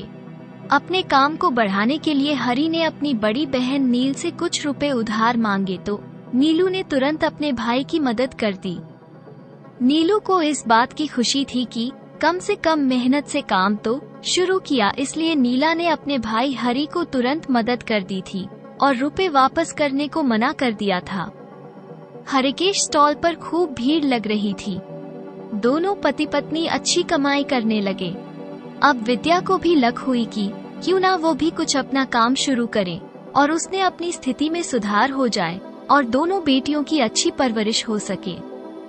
उसने नीचे वाले कमरे का सारा सामान ऊपर वाले कमरे में सेट कर दिया और नीचे वाले कमरे में अपना सिलाई का काम शुरू कर दिया। पहले आसपास के लोगों के कपड़े सिलाई करने लगी। धीरे धीरे आसपास के लोग उसे अपने कपड़े सिलवाने लगे। जब काम बढ़ने लगा तो उसे हाथ की मशीन से सिलाई करने में अधिक समय लगता था और थकान भी ज्यादा हो जाती थी, क्योंकि विद्या के पास सिलाई मशीन हाथ से चलने वाली थी और अब उसने पैरों वाली मशीन चाहिए थी। एक पिको करने वाली मशीन और एक इंटरलॉक करने वाली मशीन, तीनों मशीनों की कीमत बहुत ज्यादा थी और इतने पैसे विद्या के पास नहीं थे तो ये तीनों मशीन खरीद सके। उसने भी बड़ी चेलकी से नीलू से पैसे मांग दिए और कहा, दीदी मैं आपके सारे पैसे वापस कर दूंगी, अब मुझे कम से र करने हैं और थोड़े पैसे उधार दे दो। नीला ने अपनी छोटी भाभी को भी खुद तीनों मशीनें खरीदने के लिए रुपए उधार दे दिए और कहा, भाभी मैं तो इसी बात से खुश हूँ कि तुम अपना काम से रोक कर लिया। आप घर के नीचे वाले कमरे में अपना बुटीक खोल लेना ताकि आपको दुकान का किराया न देना पड़े और आसपास की कुछ महिलाओं को कम पर रख लो, जिससे आपका काम करने में आसानी हो जाए। कम बढ़ेगा तो पैसे भी आएंगे और फिर आप मेरे पैसे वापस कर देना। श्याम बाबू ने नीला को कई बार समझाने की कोशिश की कि बेटा तुम अपने पैसे बचा कर रखो, बुरे वक्त में काम आएंगे। लेकिन नीलू हर बार यही कहती, पापा अगर मेरे दोनों भाई मेरी मदद में अपने पैरों पर खड़े हो जाते हैं, मेरी मदद उनके काम आती है, तो इससे अच्छी बात मेरे लिए क्या हो सकती है। ये दोनों अपने परिवार का ठीक से पालन पोषण करने लायक बन जाए, मेरे लिए तो यही खुशी की बात है। पैसे का क्या है पापा, दोनों भाई कल जब अच्छा कमाने लगेंगे तो मुझे वापस कर देंगे। ऐसा करते करते दोनों भाइयों ने अपनी बहन से काफी पैसे उधार ले लिए।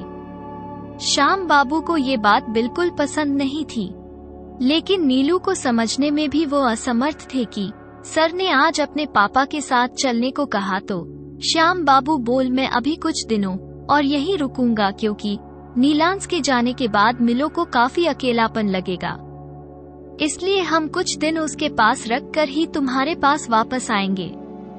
जासन की छुट्टियां खत्म हो गई थी और श्याम बाबू भी बिल्कुल स्वस्थ महसूस कर रहे थे, इसलिए श्याम बाबू ने खुद किसको जाने को कह दिया, क्योंकि बेटा भाग्य लक्ष्मी की पढ़ाई का नुकसान होगा और तुम्हारी तो प्राइवेट नौकरी है। इतनी छुट्टियां प्राइवेट नौकरी में नहीं मिलती। बेटा अब मैं बिल्कुल ठीक हूँ, तुम भाग्य लक्ष्मी की और साथ वापस चले जाओ, वहाँ पर तुम्हारी आवश्यकता है। बहू और छोटी बेटी तुम्हारे बिना परेशान हो रही होंगे। हरि और उसकी पत्नी तो सारा दिन अपने काम में लगे रहते हैं। कविता का लड़का भी विद्या के पास ही रहता है। भाग्य लक्ष्मी के वहाँ से रहने पर विद्या को थोड़ा आराम मिल जाता था। भाग्य लक्ष्मी का अपने घर जाने का मन बिल्कुल नहीं कर रहा था। वो तो बुआ के घर में रहने खाने पीने की सब चीजों की बड़ी मौज थी। रोज उसकी हुआ कुछ ना कुछ नया खाने का सामान उसके लिए लेकर आई। नीला के साथ घर में घूमकर उसे बहुत मजा आ रहा था। वो तो बुआ से इतनी पुरानी स्कूटी लेकर ही जाती थी और उसमें भी उसके पापा पेट्रोल के पैसे देते हुए रोने लगते थे कि स्कूल तो साइकिल से भी चली जाओ, मेरे पास इतनी फालतू के पैसे नहीं है। नीला ने भाग्य लक्ष्मी को बहुत सारे सुंदर संडार कपड़े दिलवाए, जिसे देखकर भाग्य लक्ष्मी फूल नहीं समा रही थी। खैर किसान और भाग्य लक्ष्मी दोनों ही अपने घर वापस आ गए। किसान और भाग्य लक्ष्मी के जाते ही घर फिर से सुनासन लग रहा था। सरस्वती ने कहा, कुछ दिन बाद हम भी वापस चलेंगे। श्याम बाबू बोले, तुम्हें यहाँ अच्छा नहीं लग रहा? फिर क्यों फिर लड़ाई झगड़े में फंसना चाहती हो या कितने शगुन और शांति से रह रही हो? सरस्वती गुस्से में बोली, मेरे बहू बेटा चाहे लड़े चाहे झगड़ा, मुझे दोनों पसंद है। मैं यहाँ अपने बच्चों के साथ ही वहाँ रहना चाहती हूँ। आखिर बेटी के घर कब तक पड़े रहेंगे? श्याम बाबू बोल, बेटी के घर रहने में तुम्हें परेशानी है और बेटी का खर्चा उठाने पर तुम्हें कोई आपत्ति नहीं है कि बेटी के खर्चे पर क्यों रही? बेटी तुम्हारे लिए इतना खर्च करती तब क्यों नहीं मना करती हूँ? नीलू कहने लगी, बेटी हमारे साथ दोनों बेटे बहू को भी संभाल कर बैठी हुई है। तुम यह नहीं समझती, ये नहीं दिखाई देता, दोनों भाइयों का खर्चा भी वही उठा रही है। जब भी तुम्हारे बेटों को पैसों की आवश्यकता होती है, क्या नील उन्हें मना करती है? एक बार मांगने पर तुरंत पैसे दे देती है और भाग्य लक्ष्मी की पढ़ाई लिखाई का खर्चा भी उसी के सिर पर डाल दिया है। और राजेश जी जो विजय लक्ष्मी को बेटी मानते थे, अरे अब तो राजेश ही नहीं रहा, तो अब तो अपनी बेटी का खर्चा खुद उन्हें उठाना चाहिए। सरस्वती बोली, सुनो जी, नीलू के भाई अभी जो परेशानी के दौर से गुजर रहे हैं, इसलिए नील उनकी मदद कर रही है। ये परेशानी वाला समय भी गुजर जाएगा तो दोनों अपना गुजारा खुद कर लेंगे और तुम्हारी लाडली के सारे पैसे वापस कर देंगे। और वैसे भी बड़ी बहन है, थोड़ी मदद कर देगी तो क्या बुराई है? न्यू के पास तो इतना पैसा है, क्या करेगी इतने रुपए? पैसे का एक ही लड़का है, अगर कुछ रुपए अपने भतीजी पर खर्च कर दिए तो कौन सा पहाड़ टूट पड़ा? सरस्वती ने कहा, दोनों अपने खर्च करेगी, अपने ऊपर ही तो खर्च करेगी, तो फिर वो मुखर्जी और अपर्णा जैसे लोगों पर लुटाएगी। श्याम बाबू कहने लगे, तुम्हारी गलत फहमी है, मिस्टर मुखर्जी को नीलू के पैसे में कोई इंटरेस्ट नहीं है। वो तो खुद इतना अच्छा कमाते हैं, पता है कितनी प्रॉपर्टी के मालिक हैं, उनके पास सब कुछ है। वो तो बार बार दोनों बाप बेटी हमारे यहाँ क्या करने आते हैं? सरस्वती कहने लगी तो श्याम बाबू बोल, अरे बेवकूफ औरत, इंसानियत के नाते आते हैं। दोनों बाप बेटी इस दुख से गुजर रहे हैं जिससे नील और नीलांश गुजरे हैं। दोनों की अनुभूति एक है, दोनों का दुख दर्द एक है। सरस्वती गुस्से में बोली, अब दोनों का घर एक करने का इरादा है क्या? ये सुनकर श्याम बाबू चुप हो गए और सोचने लगी कि अगर सच में दोनों का परिवार एक कर दिया जाए तो दोनों परिवार सुखी परिवार बन जाएंगे। सरस्वती श्याम बाबू को गहरी सोच में डूबे देखकर बोली, अब क्या सोच रहे हो? श्याम बाबू बोल, कुछ नहीं।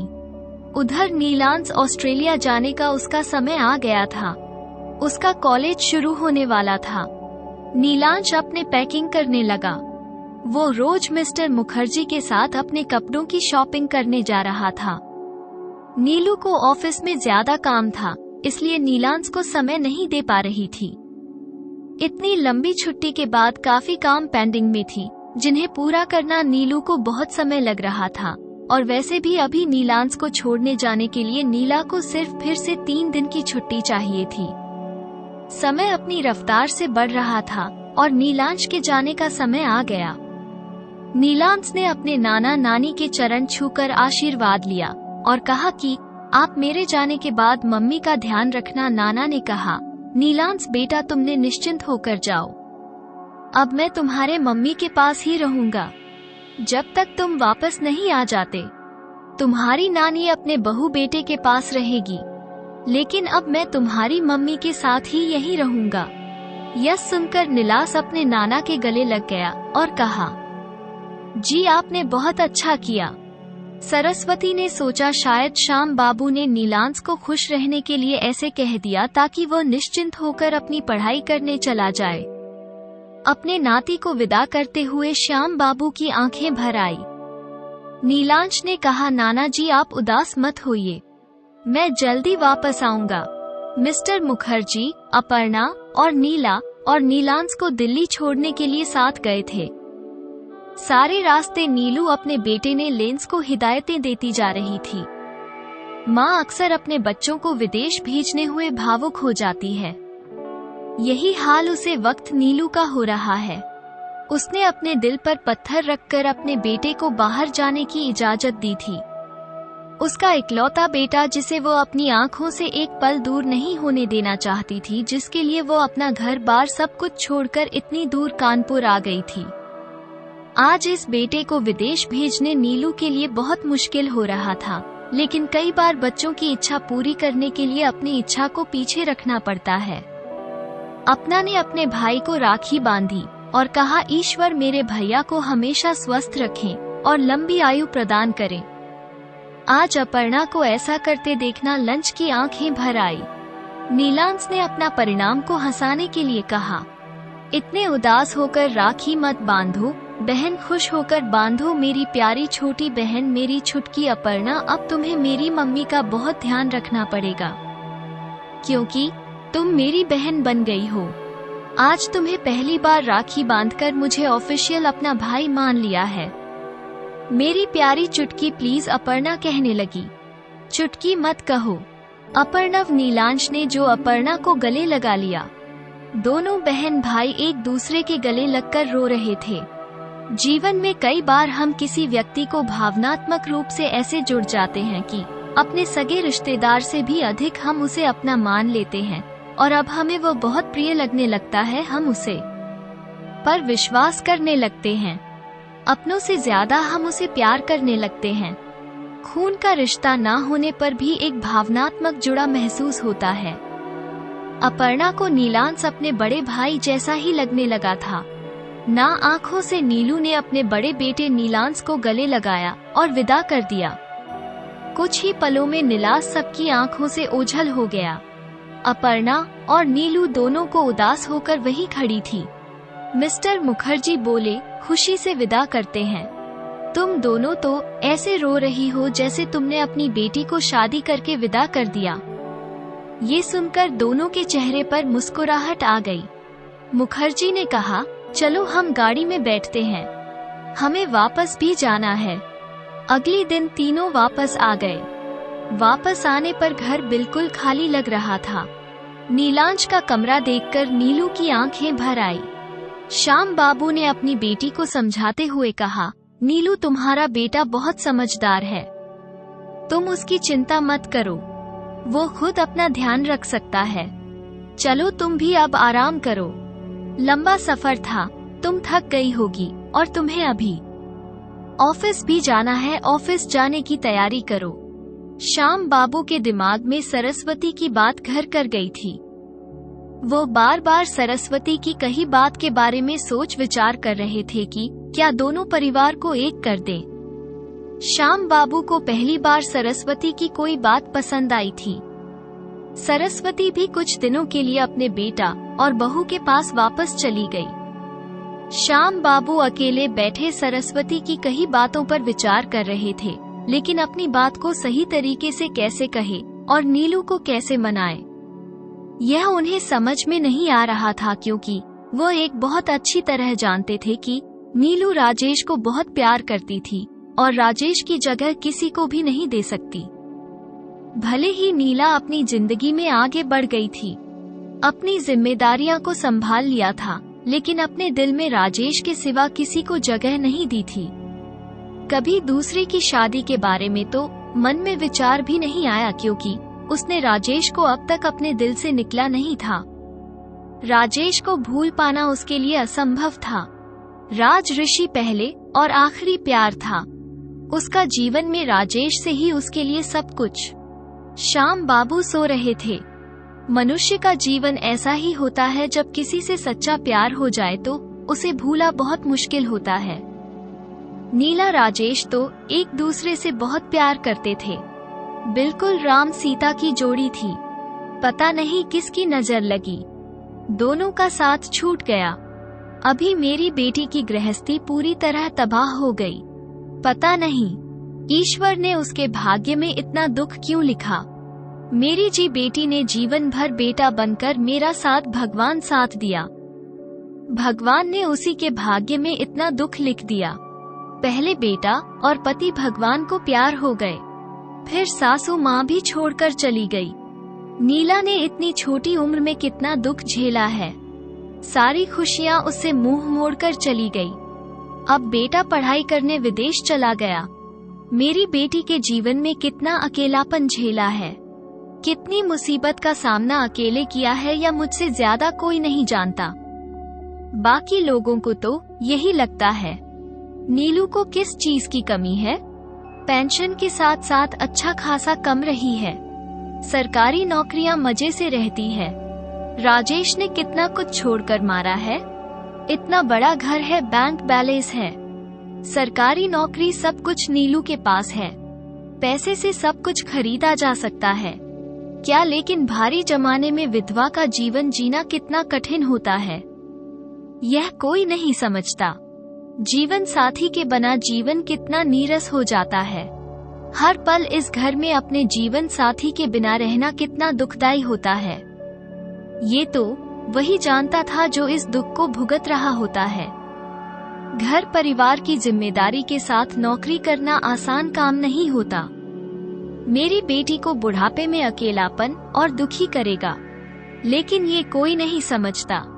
इंसान की कमी पैसे से पूरी नहीं की जा सकती। जीवन साथी के बिना जीवन में कितने संघर्षों से गुजरना पड़ता है, ये तो वही जानते हैं जो इस संघर्ष से गुजराते हैं। मुझे अपने जीते जी अपनी बेटी के लिए कुछ सोचना चाहिए ताकि उसका जीवन फिर खुशियों से भर जाए, बुढ़ापे में उसे अकेलापन न सहना पड़े। मेरी दोनों बेटियां रूप और देवी अपनी ससुराल में अपने परिवार के साथ सुखी जीवन व्यतीत कर रही हैं। दोनों बेटे भी अपने बच्चों और परिवार के साथ सुखद वैवाहिक जीवन का आनंद ले रहे हैं। सब अपनी अपनी जिंदगी में खुश हैं। कोई भी मेरी बेटी के बारे में नहीं सोच रहा। दोनों भाई अपने अपने फायदे के बारे में सोच रहे हैं और सरस्वती उसे तो अपने बेटों के सामने कुछ दिखाई नहीं देता।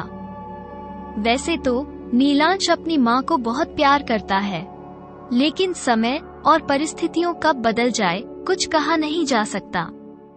कल जब उसकी शादी हो जाए तो वो भी अपनी गृहस्थी में व्यस्त हो जाएगा और फिर एक बार मेरी बेटी का जीवन अकेलेपन का शिकार हो जाएगा।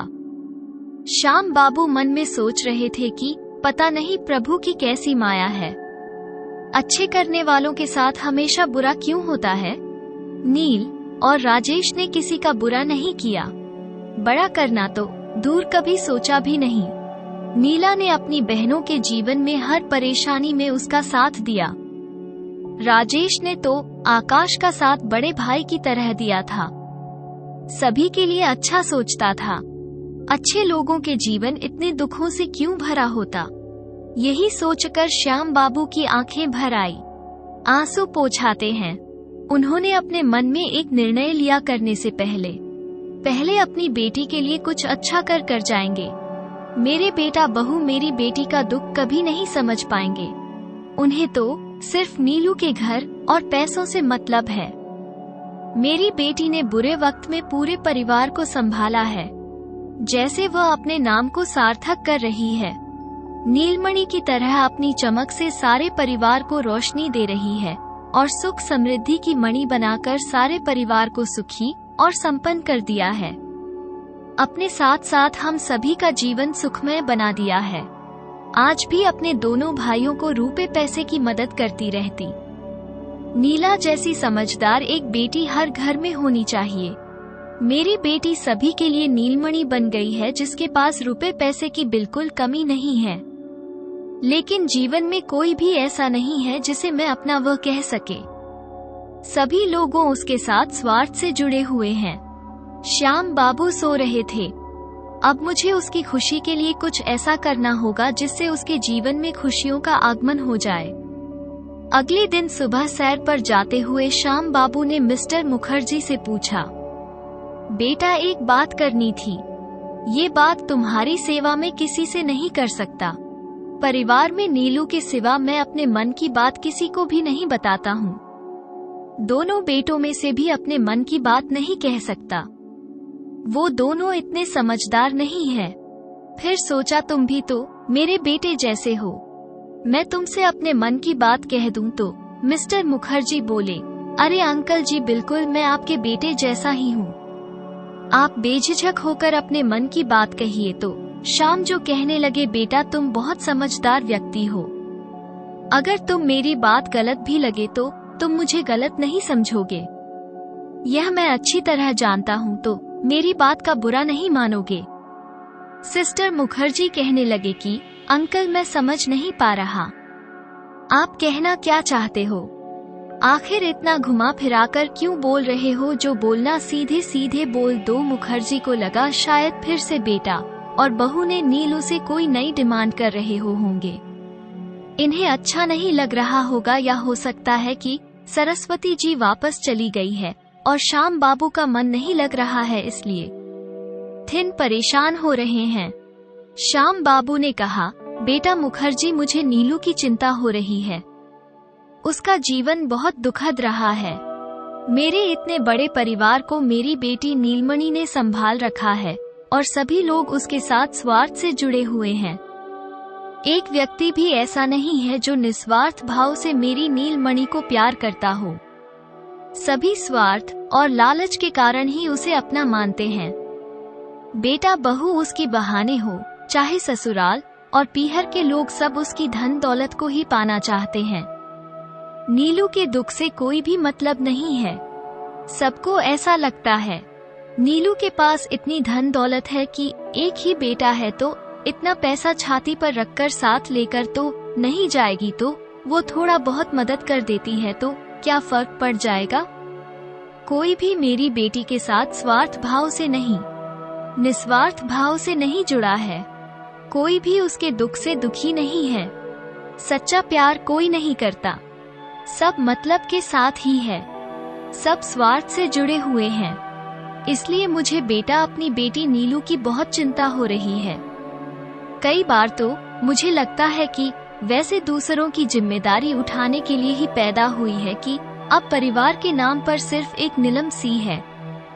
उसके पास कल का नीलम शादी करके ऑस्ट्रेलिया में ही सेटल हो गया, तो मेरी बेटी तो अकेली रह जाएगी, क्योंकि नीलू अपनी नौकरी छोड़कर कहीं जाने वाली नहीं है और रिटायरमेंट में तो अभी बहुत साल बाकी हैं।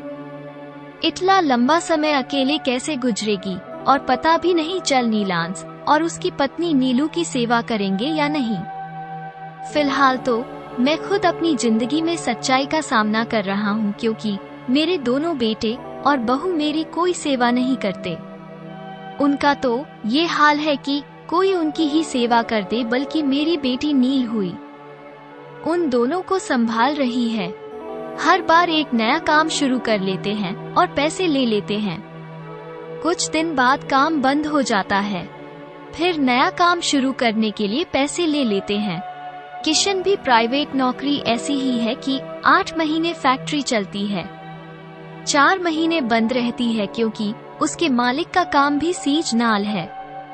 आइसक्रीम का काम गर्मियों में चलता है, सर्दी में बंद हो जाता है। इसलिए दोनों बेटे खुद ही उन्हें संभाल पा रहे, तो मेरी बेटी को क्या संभालेंगे? श्याम बाबू और मिस्टर मुखर्जी दोनों बातें करते करते सुबह की शहर का आनंद ले रहे थे। सूर्य की आता पाक के चारों ओर धीरे धीरे फैल रही थी। तभी वो ठंडी ठंडी हवा चल रही थी जो तक की प्रदान कर रही थी। मिस्टर मुखर्जी ने श्याम बाबू से कहा, अंकल ये थोड़ी देर बैठकर बात करते हैं। लगता है आपको गंभीर मुद्दे पर ही मुझे राय चाहिए। मुझे बेझिझक अपनी बात कहिए, मैं यहाँ पर बैठता हूँ। श्याम बाबू ने कहा, मुखर्जी बेटा मैं अपनी नीलू को लेकर बहुत परेशान हूँ। मैं नीलू के जीवन में फिर से खुशियाँ देखना चाहता हूँ और खुशियों को देखने के लिए मुझे अच्छे समझदार व्यक्ति की खोज है, जो कि शायद मैं सामाजिक व्यवस्था के विरुद्ध हो सकता है। मैं गलत हूँ, क्योंकि हमारे भारतीय संस्कृति में आज भी दूसरी शादी को अच्छा नहीं माना जाता और अधेड़ अवस्था में तो शादी करना बहुत मुश्किल हो जाता है। घर पर संबंधियों को इस बात के लिए राजी करना आसान काम नहीं। लोग इस बात का मजाक बनाते हैं, लेकिन मैं अपनी बेटी की खुशियों के लिए सारी दुनिया से लड़ सकता हूँ। मैं तो अपनी बेटी नील को खुश देखकर देखना चाहता हूँ, उससे ही मुझे ज्यादा खुशी होगी। मिस्टर मुखर्जी मैं अभी नीलू को इस बारे में कोई बात नहीं की है, ना ही मैंने उसे कुछ पूछा है कि वो दूसरी शादी करना चाहती है कि नहीं, लेकिन मैं अपनी बेटी की दूसरी शादी करना चाहता हूँ। यह मैंने तय कर लिया है।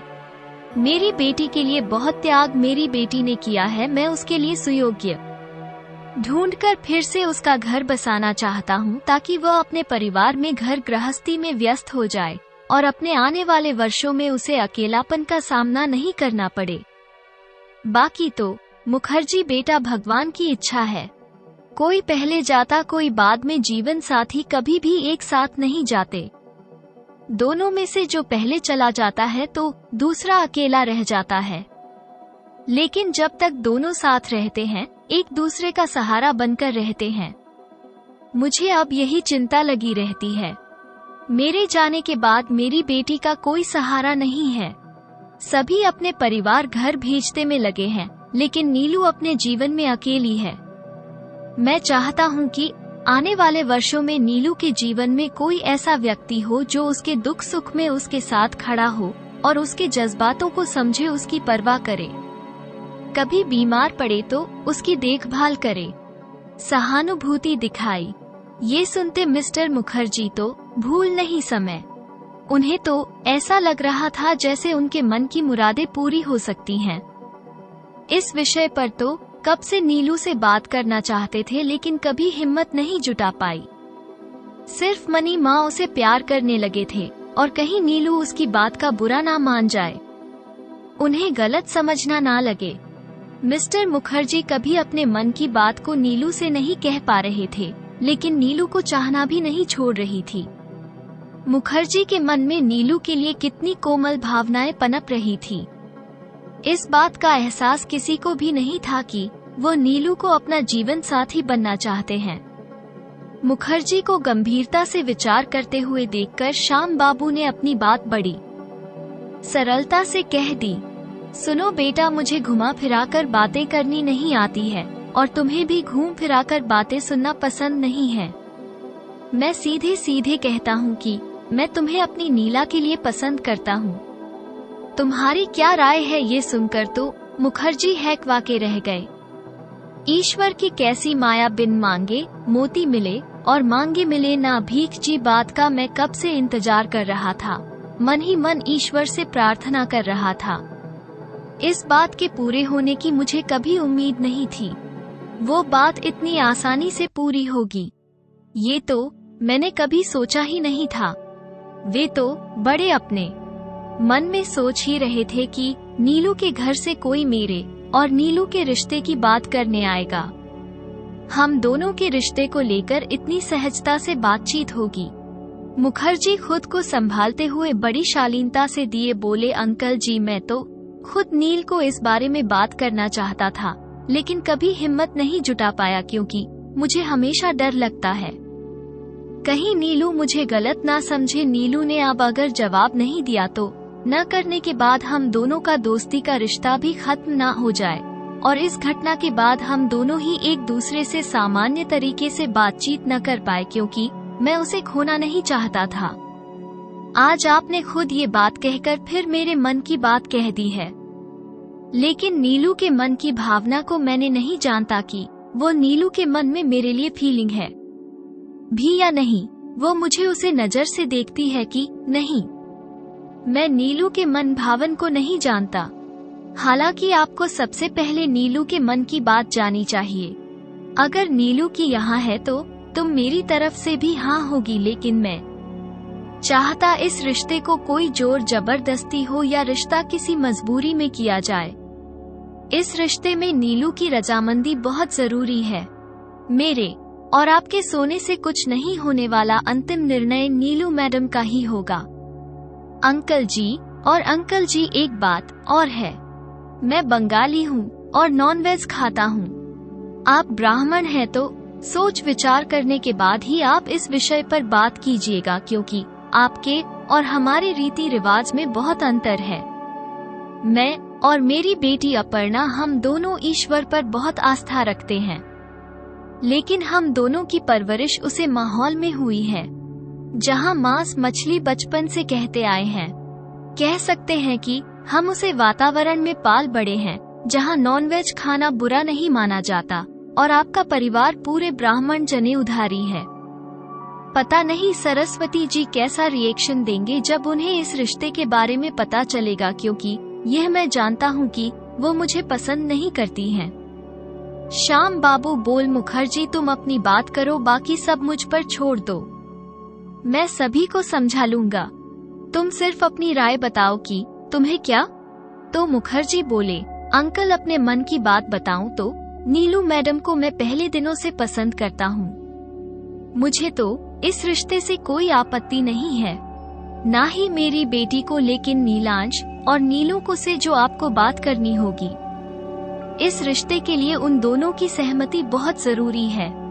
श्याम बाबू बोल, नीलू भाटिया से तुम्हें बात कर लूंगा, लेकिन नीलम से मिस्टर मुखर्जी आपको बात करनी होगी, क्योंकि वो आपसे काफी जो घुला मिला है।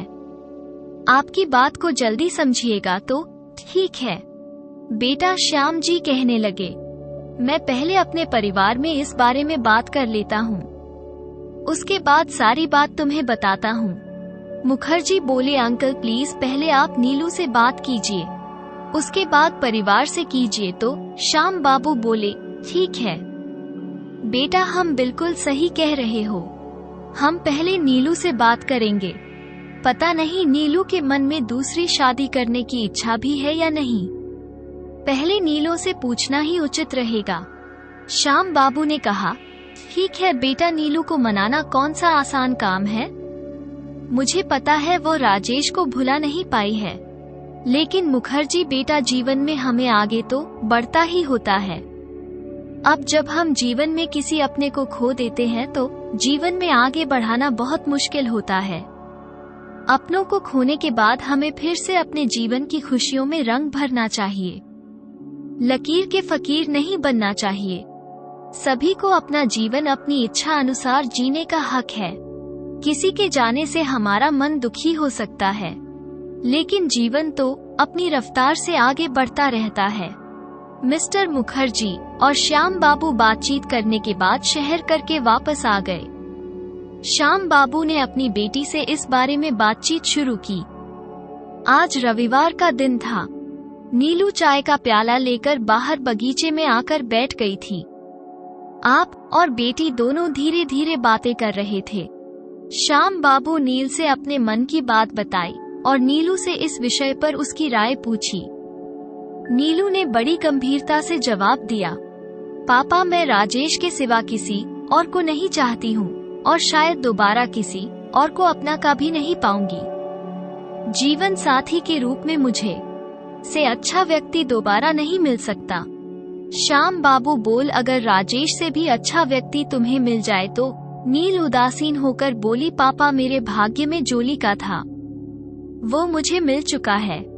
अगर मेरी तकदीर इतनी अच्छी होती तो राजेश मुझे छोड़कर नहीं जाते, या कहते हुए नीलू की आंखें भर आई।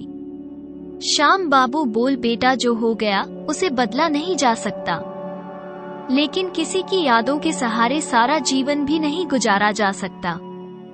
एक उम्र के बाद अकेलापन इंसान को बहुत परेशान करता है। कल नीलांश की भी अपनी गृहस्थी होगी और वो भी अपने जीवन में व्यस्त हो जाएगा। तुम जीवन में बहुत अकेलापन अनुभव करोगी। बुढ़ापे में जीवन साथी की सबसे अधिक आवश्यकता होती है, क्योंकि उसे वक्त हमारे बच्चे नए अनुभवों और नए दौर में अपना जीवन व्यतीत कर रहे होते हैं, और हम अपने पुराने गुजरे हुए अनुभव को सिर्फ अपने हम उम्र साथी जीवन साथी के साथ साथ कर सकते हैं। नई पीढ़ी को हमारी बीती बातों में कोई इंटरेस्ट नहीं होता है। तो मेरी बात समझ रही हो ना बेटा, तुम्हारे दोनों भाई अपने अपने परिवार में व्यस्त रहते हैं। मैं बहुत दुनिया देखी है बेटा, कोई किसी के काम नहीं आता, लेकिन पति पत्नी का रिश्ता एक दूसरे के साथ मजबूत डोर से बंधा होता है। दोनों एक दूसरे के साथ जीते हैं और उनका आपस में एक दूसरे का साथ नहीं छोड़ पाए। बाकी तो कुदरत की माया है, जो आया उसे जाना ही है। बस पहले कौन जाता है ये बात कोई नहीं जानता। मैं तुम्हारे लिए एक बहुत समझदार और बुद्धिमान व्यक्ति को चुनाव किया है। राजेश की तरह समझदार और बुद्धिमान व्यक्ति है। तुम्हारे जीवन में राजेश की कमी को पूरा कर देगा और एक आदर्श पिता की तरह नीलांश का भी ध्यान रखेगा। राजेश की तरह उसकी तुम्हारी छोटी छोटी खुशी का ध्यान रखेगा और तुम्हारे साथ कदम से कदम मिलाकर चलेगा। नीलू को पापा की बातें समझ में आ रही थी और राजेश के जाने के बाद वो जीवन में कठिन परिस्थितियों से रूबरू हो चुकी थी। राजेश के जाने के बाद उसने सच में बहुत अकेलापन झेला था। कितनी मुसीबत का सामना उसने अकेले किया था। नील सोच नहीं पा रही थी कि पापा की बात बिल्कुल सही है और सभी अपने घर गृहस्थी में लगे हुए हैं। सभी के सुखी परिवार देखकर नीलू का मन करता था काश उसका भी कैसा ही सुखी परिवार होता तो कितना अच्छा होता। काश राजेश जी कभी जाते ही नहीं या ईश्वर उससे पहले मुझे उठा लेता। सारी बातें सोचते हुए नील की आंखों से जो आंसू बहने लगे। नीलू सो रही थी। माता पिता अपने बच्चों का कितना ध्यान रखते हैं। मेरे पिता को आज भी मेरी कितनी चिंता है। जीवन की सच्चाई यह माता पिता की ही निस्वार्थ भाव से प्यार करते हैं। तभी माता पिता को धरती पर ईश्वर का दूसरा रूप कहा जाता है। मेरे पिता मुझे आज भी बहुत प्यार करते हैं और आज भी मेरी कितनी चिंता करते हैं। उधर मिस्टर मुखर्जी अपने घर में कॉफी बना रहे थे और कॉफी बनाकर सोफे पर बैठ गए और श्याम बाबू की बातों को विचार करने लगे और सोचने लगे। कहा, सच में ये सच हो जाए, नीलू मेरी लाइफ पार्टनर बनकर इस घर में आ जाए, अपना को मन मिल जाएगी और मुझे पत्नी और नीलांश को तुम्हें अपने बेटे की तरह प्यार करूंगा। है सर का सब कुछ ठीक हो जाए। आज मिस्टर मुखर्जी दिल का जो उनका जोर जोर से धड़क रहा था। नीलू को पाने का सपना पूरे होने वाला था। आज उनके मन की बात नीला के पापा तक पहुंच गई और उनकी तरफ से इस रिश्ते के लिए हाथी मिस्टर मुखर्जी का आत्मविश्वास बढ़ गया। वे जल्द से जल्द नीलू को भी अपने मन की बात बताना चाहते थे। अपर्णा ने अपने पापा को अकेले मुस्कुराते हुए देखा तो पूछा, पापा क्या बात है, आज आप बहुत खुश लग रहे हैं। मुखर्जी बोल, बेटा बहुत कुछ बढ़िया हो रहा है। जिंदगी में मुखर्जी ने अपने और श्याम बाबू के बीच की सारी बातें पढ़ने आपको बता दी। अपन ने सारी बात सुनने के बाद बोली, पापा ये तो बहुत अच्छी बात है। मुझे तो खुद नीलू आंटी बहुत पसंद है और वैसे भी नील डांस भाई मुझे अपनी छोटी बहन मान चुके हैं। नीलू आंटी मेरी मम्मी बन जाए तो मुझे बहुत खुशी होगी। अपनी बेटी की बातें सुनने के बाद मिस्टर मुखर्जी ने काफी राहत महसूस कर रहे थे कि चलो बच्चों की तरफ से तो हाँ है। शायद नीलेश को नीलांश को भी इस रिश्ते से कोई एतराज नहीं होगा। दोनों बाप बेटी एक दूसरे को अभी से बधाइयां दे रहे थे। अपर्णा ने सारी बातें नीलांश को भी बता दी और कहा कि अगर नील आंटी हाँ कर देती है तो सच में मुझे मन मिल जाएगी भैया, और आज भी मन के प्यार के लिए मैं बहुत तरसती हूँ। काश नील आंटी हाँ कर दी तो कितना अच्छा हो जाएगा। फिर भैया हम एक साथ एक परिवार की तरह रहेंगे। फिर हमारा भी अपना छोटा सा परिवार होगा। देखो भैया, आपके पिता का प्यार मिलेगा और मुझे माँ का। हम दोनों बच्चों का जीवन खुशियों से भर जाएगा। नीला ऐसा परिणाम की बातें सुनकर भावुक हो गया और बोल, सच में छुटकी, मुझे तो कई बार अपने पिता की याद बहुत आती है। मुझे भी मिस्टर मुखर्जी में अपने पिता की झलक नजर आती है। दोनों इस तरह से देखो लेकर उत्साहित हो रहे थे। उधर नीला अपने पिता के मनोभावों को ध्यान से देखते हुए सारी बातों पर विचार करने लगी और पापा को वहां बोल दिया और एक बार अपनी मम्मी और दोनों भाइयों से सलाह मशवरा करने को कह दिया। और बस यही नीला के जीवन की सबसे बड़ी चुनौती साबित हुआ।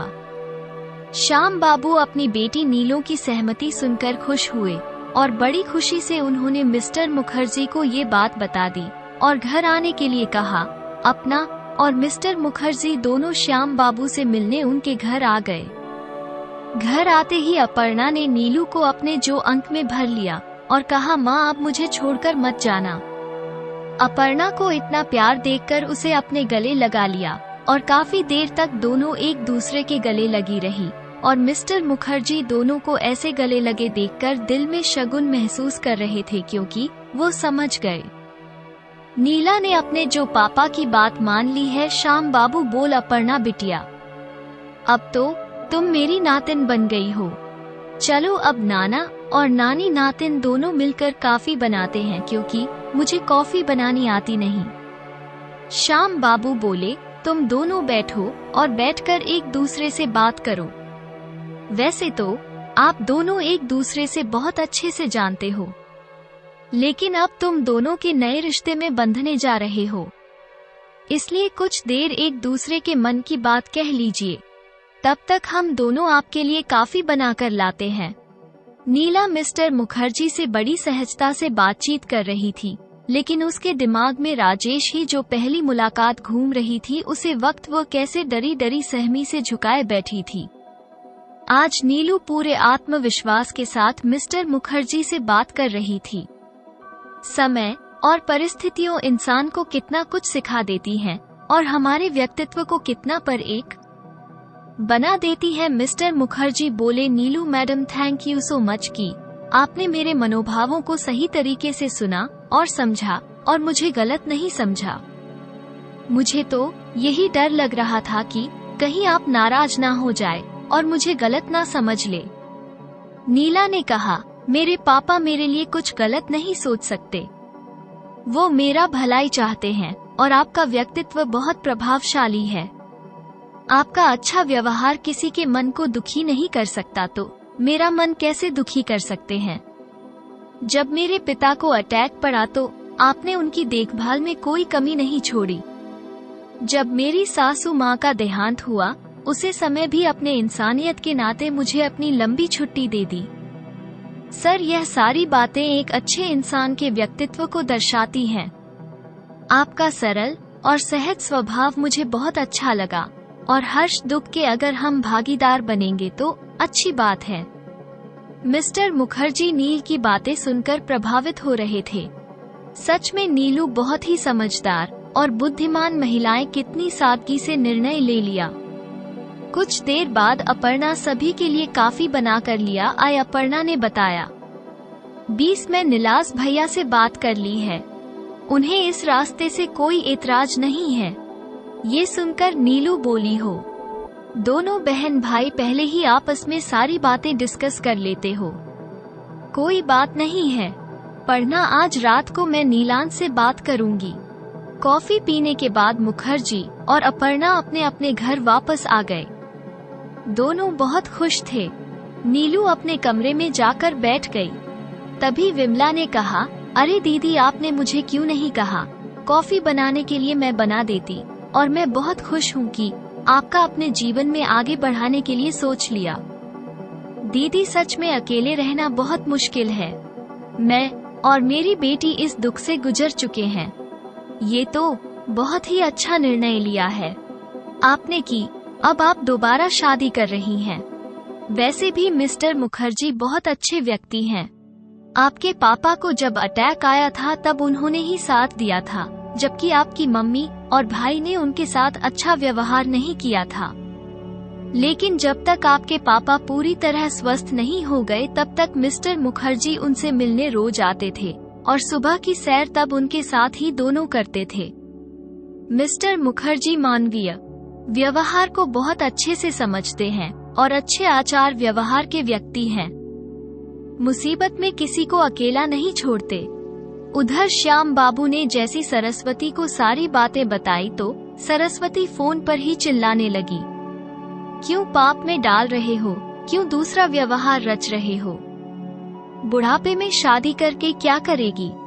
ऐसी किस चीज की कमी की आग लगी है जो इस बुढ़ापे में शादी करने चली है? मुझे तो लग रहा था नीलू बहुत समझदार है, लेकिन तुम बाप बेटी तो ना कटवाने की सोच रहे हो। जरा दिमाग लगाओ और सोचो, इस वक्त नीलांश भाग्य लक्ष्मी की शादी की उम्र है और उन दोनों की शादी होनी चाहिए, ना कि तुम्हारी बेटी नील की शादी होनी चाहिए। नीलू का विवाह हो चुका है, हम उसके भाग्य के वैवाहिक सुख नहीं है। उसके भाग्य में तो हम क्या कर सकते हैं, उसे सुख नहीं मिला। अब उसका विवाह मत करो और समाज में अपनी नाक मत कटवाओ। इतनी बेइज्जती कराकर समाज में रहना बहुत मुश्किल हो जाएगा। सारा गली मोहल्ला और गांव सभी हम पर हंसेंगे, हमारा मजाक उड़ाएंगे कि देखो नीला ने अपने को फंसाकर उससे शादी कर ली। सरस्वती बोली, मुझे आपसे ऐसी उम्मीद बिल्कुल नहीं थी कि आप मेरे पीछे ऐसे गुरु खिलाओगे।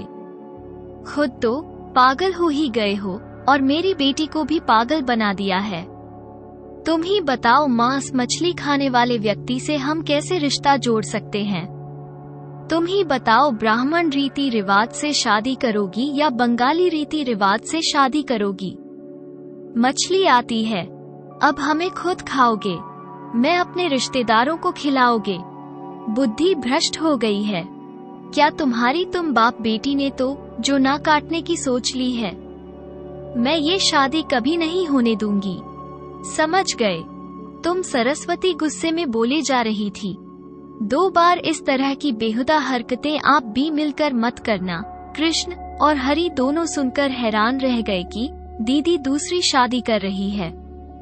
विद्या और कविता दोनों सच सच कर परेशान हो रही थी कि अगर नीलू दीदी शादी कर लेती हैं तो हमें यह इतना बड़ा और सुंदर घर छोड़कर कहीं और रहना पड़ेगा। बसा बसाया जमा जमाया काम छोड़कर पता नहीं कहाँ जाकर रहना पड़ेगा। और वैसे भी दीदी जब तक नौकरी पर है तब तक इस घर में रह सकते हैं। अगर शादी नहीं करती तो अकेले वो वापस आती और हमारे साथ इसी घर में रहती। लेकिन अब तो दीदी शादी कर रही है, इसलिए रिटायरमेंट के बाद तो फिर नीलू दीदी इसी घर में मुखर्जी और उसकी बेटी के साथ आकर रहेंगे। विद्या बोली, सच में कविता, इतनी मुसीबत में हमने अपना छोटा सा व्यवसाय शुरू किया है और बाहर की तरह दुकानें बनाई है। सारी मेहनत पर पानी फिर जाएगा। उनकी शादी कर लेने से सारा कुछ खत्म हो जाएगा। विद्या को तो ये चिंता सताने लगी, अगर नीलू दीदी शादी कर लेती तो भाग्य लक्ष्मी का विवाह कौन करेगा? शादी के बाद अपर्णा की जिम्मेदारी निभाने शुरू न कर दें और अपने भतीजी भाग्य लक्ष्मी को भूल जाए। कविता ने कहा, अरे विद्या भाभी, मुझे तो ये समझ नहीं आ रहा कि इस उम्र में अब दीदी को शादी करने की क्या आवश्यकता है। अब तो उनके बेटे नीलाश की शादी करने की समय है। मैं तो यही सोचकर परेशान हो रही हूँ। इस उम्र में प्यार यार के चक्कर में कैसे पड़ गई, वो भी अपने बॉस के साथ ही। भगवान क्या कह सकते हैं। आजकल किसी के उम्र में प्यार, किसी भी उम्र में प्यार हो सकता है, किसी का भरोसा नहीं। अब बताओ, नीलू दीदी को अपने बॉस से इस उम्र में प्यार हुआ, ये कहकर दोनों जोर जोर से हंसने लगे। बताओ, अपने बस को अपने प्यार में फंसा लिया। नीलू दीदी ने कितनी समझदार है, ऐसी बचकाना हरकतें करते हुए उन्हें शर्म नहीं आई। देखा, इतनी जल्दी राजेश जीजू को भूल गई, एक बार भी नहीं सोचा आखिर उनके ऑफिस वाले क्या कहेंगे, कितनी बातें बनाएंगे, कितनी बदनाम है और बेइज्जती वाला काम हो जाएगा है। भगवान, नीलू दीदी को थोड़ी सद्बुद्धि तो कविता भूली। मुझे तो यही समझ में नहीं आया, क्यों नहीं इस शादी की क्या आवश्यकता है। अपना आराम से कमाएं और खाएं और अपने बेटे की शादी करके बहू घर ले और अपने भाई भतीजे के साथ मिलकर रहे हैं। जब श्याम बाबू ने नीला और मुखर्जी की शादी की बात की थी तब से घर में कोहराम मचा हुआ था। ऐसा हाहाकार मचा कि रातों रात कृष्ण और हरि अपने परिवार के साथ नीलू के घर पहुंच गए और नीलू पर शादी न करने का दबाव बनाने लगे, जो श्याम बाबू को बिल्कुल पसंद नहीं आ रहा था। सरस्वती को समझने लगी कि नीलू अगर भाग्य में सुख होता तो पहले पति से मिल जाता। दूसरी शादी करके भी सुख नहीं मिला तो क्या तीसरी शादी करोगी? सरस्वती बोली, तुम्हें किस बात की कमी है? तुम तो विधवा वाला जीवन भी नहीं जी रही, तुम्हें हर चीज की छूट है। अच्छी साफ सुथरे सुंदर रंगीन कपड़े पहनती हो, कहीं आने जाने पर तुम पर कोई पाबंदी नहीं है। ईश्वर की कृपा से राजेश की नौकरी भी तुम्हें मिल गई। अब तुम्हें अपने बेटे का विवाह करना चाहिए, ना कि अपना विवाह करना चाहिए। लड़की का कन्यादान एक बार किया जाता है, बार बार नहीं किया जाता। क्यों तुम अपने पाप का भागीदार बना रही हो? हमें भी अपनी माँ सरस्वती की बातें सुनने के बाद नीलू का मन दुखी हो गया। वो फिर से इस बारे में सोचने लगी कि कहीं इसका निर्णय गलत तो नहीं। देवी और रूपा को जब इस बात का पता चला तो दोनों को अपनी बड़ी बहन की नीलू की शादी से कोई एतराज नहीं था, लेकिन एक बंगाली मांसाहारी व्यक्ति से शादी करना उन्हें भी पसंद नहीं आ रहा था। देवी बोली, दीदी आपको तो कुछ सोचना चाहिए। वो दोनों ही अपनी बहन को समझने लगी। दीदी हमारा और इनका व्यवहार बिल्कुल अलग है। आप सोच समझकर फैसला को किसी की बातों में आकर जल्दबाजी में शादी मत करो। रूप बोली, दीदी जहाँ इतना समय गुजार दिया वहीं बाकी समय भी गुजर ही जाएगा और हम दोनों आपके साथ हैं। आप खुद को अकेला मत सोचो, लेकिन सोच विचार करने के बाद निर्णय लेना। अपने छोटी बहनों की बातें सुनने के बाद नीलू और अधिक परेशान हो गई। नीलू सोचने लगी कहीं वो गलती तो नहीं कर रही। सच में मिस्टर मुखर्जी बंगाली कलर से हैं और ब्राह्मण परिवार से मैं बिलोंग करती हूँ और मिस्टर मुखर्जी बंगाली कलर के हैं और दोनों में बहुत बड़ी असमानता है। और यह सारी बातें होने के बाद नीलू बहुत परेशान हो गई। नीलू को समझ नहीं आ रहा था कि वो क्या करे, कैसे लोगों को समझाएं और अपनी बात कैसे इन्हें बताएं कि इस उम्र में शादी का वैवाहिक सुख के लिए नहीं कर रहे बल्कि आगे जिंदगी गुजारने के लिए एक साथी चुन रही है जो मेरे प्रति अपने दायित्व का निर्वाह करें। कभी उदास हूँ तो वे जाकर पूछ ले, नीला तुम क्यों उदास हो? कोई पूछे, नीलू तुमने खाना खाया कि नहीं? तो कभी तनावग्रस्त हो जाऊं। तुम मुझसे पूछे तुम इतनी तनाव में क्यों हो? कोई मुझे अपना अस्तित्व का हिस्सा माने और मेरे दुख सुख को मेरे साथ निभाए, अपने परिवार सदस्यों की तरह मुझे जो अपना माने। लेकिन नीलू का दिल आज बहुत दुखी था। उधर मिस्टर मुखर्जी भी परिवार वालों की बात सुनकर आहत हो रही थी। उन्हें सबकी बातें बुरी लग रही थी और इतनी तीखी प्रतिक्रिया की तो उन्होंने उम्मीद नहीं की थी। परिवार वाले इतनी फालतू की बातें करेंगे, इतनी छोटी सी बात का ऐसे बटन में बना देंगे। अगर मुझे उनकी बातें सुनकर इतना दुख हो रहा है तो नीलू का मान कितना दुखी होगा। श्याम बाबू ने कितनी मुश्किल से नीलू को समझा बूझकर इस विभाग के लिए मनाया था, लेकिन नील ने अपने ही परिवार के सदस्यों ने जो सब खराब कर दिया। अब मिस्टर मुखर्जी को नीलू की चिंता सता रही थी, इसलिए मिस्टर मुखर्जी ने श्याम बाबू के घर जाकर सीधे बात करने की सोची और वो तुरंत ही श्याम बाबू के घर पहुंच गई। श्याम बाबू अपने परिवार की बातों से बहुत दुखी थे। मुखर्जी के आते मिस्टर मुखर्जी को बैठने के लिए कहा और सारी बातें बताने लगे। सरस्वती ने जैसे ही मिस्टर मुखर्जी को देखा तो उन्हें उल्टा सीधा बोलने लगी।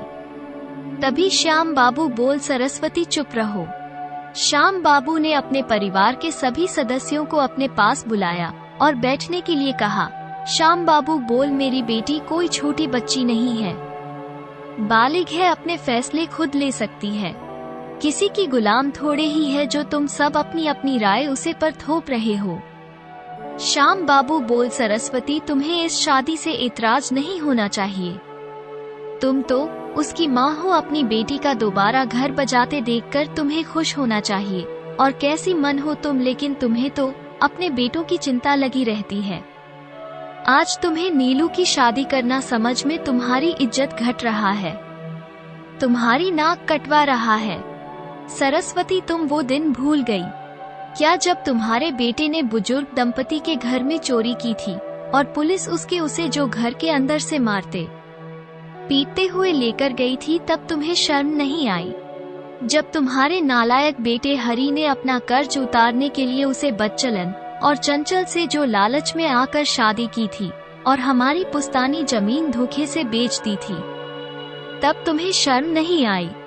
जब तुम्हारे बेटे को मैं नॉनवेज खाते हुए रंगे हाथों पकड़ा था और मेरे मारने पीटने पर तुम नाराज हो गई थी, उसे वक्त तुम्हें शर्म नहीं आई? आज तुम्हें मिस्टर मुखर्जी के मसहरी होने पर शर्म आ रही है। तुम विरोध कर रही हो जबकि उनके यहाँ नॉनवेज खाया जाता है। हम ब्राह्मण परिवार में तो नॉनवेज को हाथ भी नहीं लगाया जाता। फिर भी तुम्हारे दोनों बेटे कहते हैं और पोता पोती भी चोरी छिपे अंडा खाते हैं। सरस्वती, तुम्हारे कैसे नियम है? बेटों के लिए अलग और बेटियों के लिए अलग। तुम्हारे दोनों बेटों को हर बार अपनी बहन से पैसे मांगते हुए शर्म नहीं आती, लेकिन आज दोनों को नीलू की दूसरी शादी से एतराज हो रहा है। वो बेटा वो बहुत बढ़िया, अपनी बड़ी बहन के एहसानों का बहुत अच्छा बदल चुका रहे हो। श्याम बाबू बोल, सबको असल में मिर्ची इसलिए लग रही है। नीला की शादी करने से तुम सभी के ऐसो आराम में फर्क पड़ जाएगा। दोनों भाइयों को अपने परिवार की जिम्मेदारी खुद उठानी पड़ जाएगी। सरस्वती, तुम्हारे बेटे दुखी हो या तुम दुखी हो, तुम कभी नहीं सोच सकती। हमेशा तुम्हें अपने दोनों बेटों की चिंता लगी रहती है। बेटियों को तो तुमने हमेशा से बोझ ही समझा है। काश कभी तुमने नीलू का दुख समझा होता, उसके नीरस जीवन को समझने की कोशिश की होती, इस रिश्ते के खिलाफ कभी नहीं जाती लेकिन तुम्हें तो हमेशा अपने बहू और बेटों की चिंता रहती है, क्योंकि तुम अच्छी तरह जानती हो नीलू की शादी के बाद तुम्हें घर खाली करना पड़ जाएगा और तुम्हारे बेटों को अपने पैरों पर खड़ा होना पड़ेगा और अपने परिवार और बच्चों को घर गृहस्थी उन्हें खुद संभालती पड़ेगी। तुम्हारे नालायक बेटों को हर बार नया काम शुरू करने के लिए पैसे कौन देता है? कौन देगा? और फिर सबको नीलू की कमाई से मतलब है। इसके अलावा तुम्हें उससे कोई मतलब नहीं, लेकिन मैं तुम सबकी परवाह नहीं करता। कान खोलकर सुन लो। 2 दिन बाद आर्य समाज मंदिर में मैं अपनी बेटी का विवाह कर रहा हूँ। जिसका दिल कर आ जाना, जिसको बुरा लगे उसे विवाह में आने की कोई आवश्यकता नहीं है। उसके लिए बिना उसके आए बिना भी जो विवाह संपन्न हो जाएगा। ये सुनकर सरस्वती, हरी और किशन चुपचाप एक दूसरे कमरे में चलेगा और श्याम बाबू ने मिस्टर मुखर्जी से कहा, बेटा कल आर्य समाज मंदिर में मिलते हैं। मैं सादगी से तुम दोनों की शादी करवाना चाहता हूँ। बेटा, लोगों को तो हर काम में टांग अड़ाने की आदत होती है।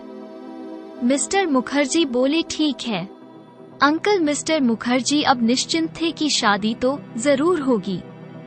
अपर्णा की भी जो रोज नीलम से बात हो रही थी और अपना ने उसे बताया कि उसके नानी और मामा शादी के खिलाफ हैं। अपनी मम्मी के साथ देने के लिए वो आने की तैयारी कर रहा था। अपना ने नीलम से अपने आने की खबर दे दी थी। उधर श्याम बाबू बहुत खुश थे कि उसकी बेटी का घर फिर से बच जाएगा। परिवार में श्याम बाबू के अलावा किसी को शादी में कोई दिलचस्पी नहीं थी कि कोई खुशी भी नहीं थी, लेकिन श्याम बाबू के कठोर व्यवहार को देखते हुए सभी शामिल होने के लिए तैयार हो गए। दोनों भाई और भाभियां जानती थी नीला की खुशी में शामिल होने में उनकी भलाई है। अगले दिन सुबह सुबह अपर्णा नीलू के घर आई और बताया, पापा ने आपकी और अपने लिए 1 हफ्ते की छुट्टी ले ली है। आज आप अच्छे से तैयार होकर मंदिर में पहुंच जाना। मैं पापा आपको और पापा वहीं मिलेंगे। अपना जो मैप के लिए अंगूठी लेकर नीलू को पहनने के लिए दी। अंगूठी थोड़ी टाइट थी। अपना ने दूसरे अंगूठी पहनने के लिए दी तो बहुत ज्यादा ढीली थी। सही में अपर्णा के लिए अपर्णा ने एक और अंगूठी नीलू को दी और वो अंगूठी बोली, यह मेरी माँ की अंगूठी थी। वो अंगूठी नील को बिल्कुल फिट नाप लेकर अपना घर वापस आई। मिस्टर मुखर्जी नाश्ता बना रहे थे। अपना ने बताया कि नीला आंटी को मम्मी की अंगूठी फिट लिए।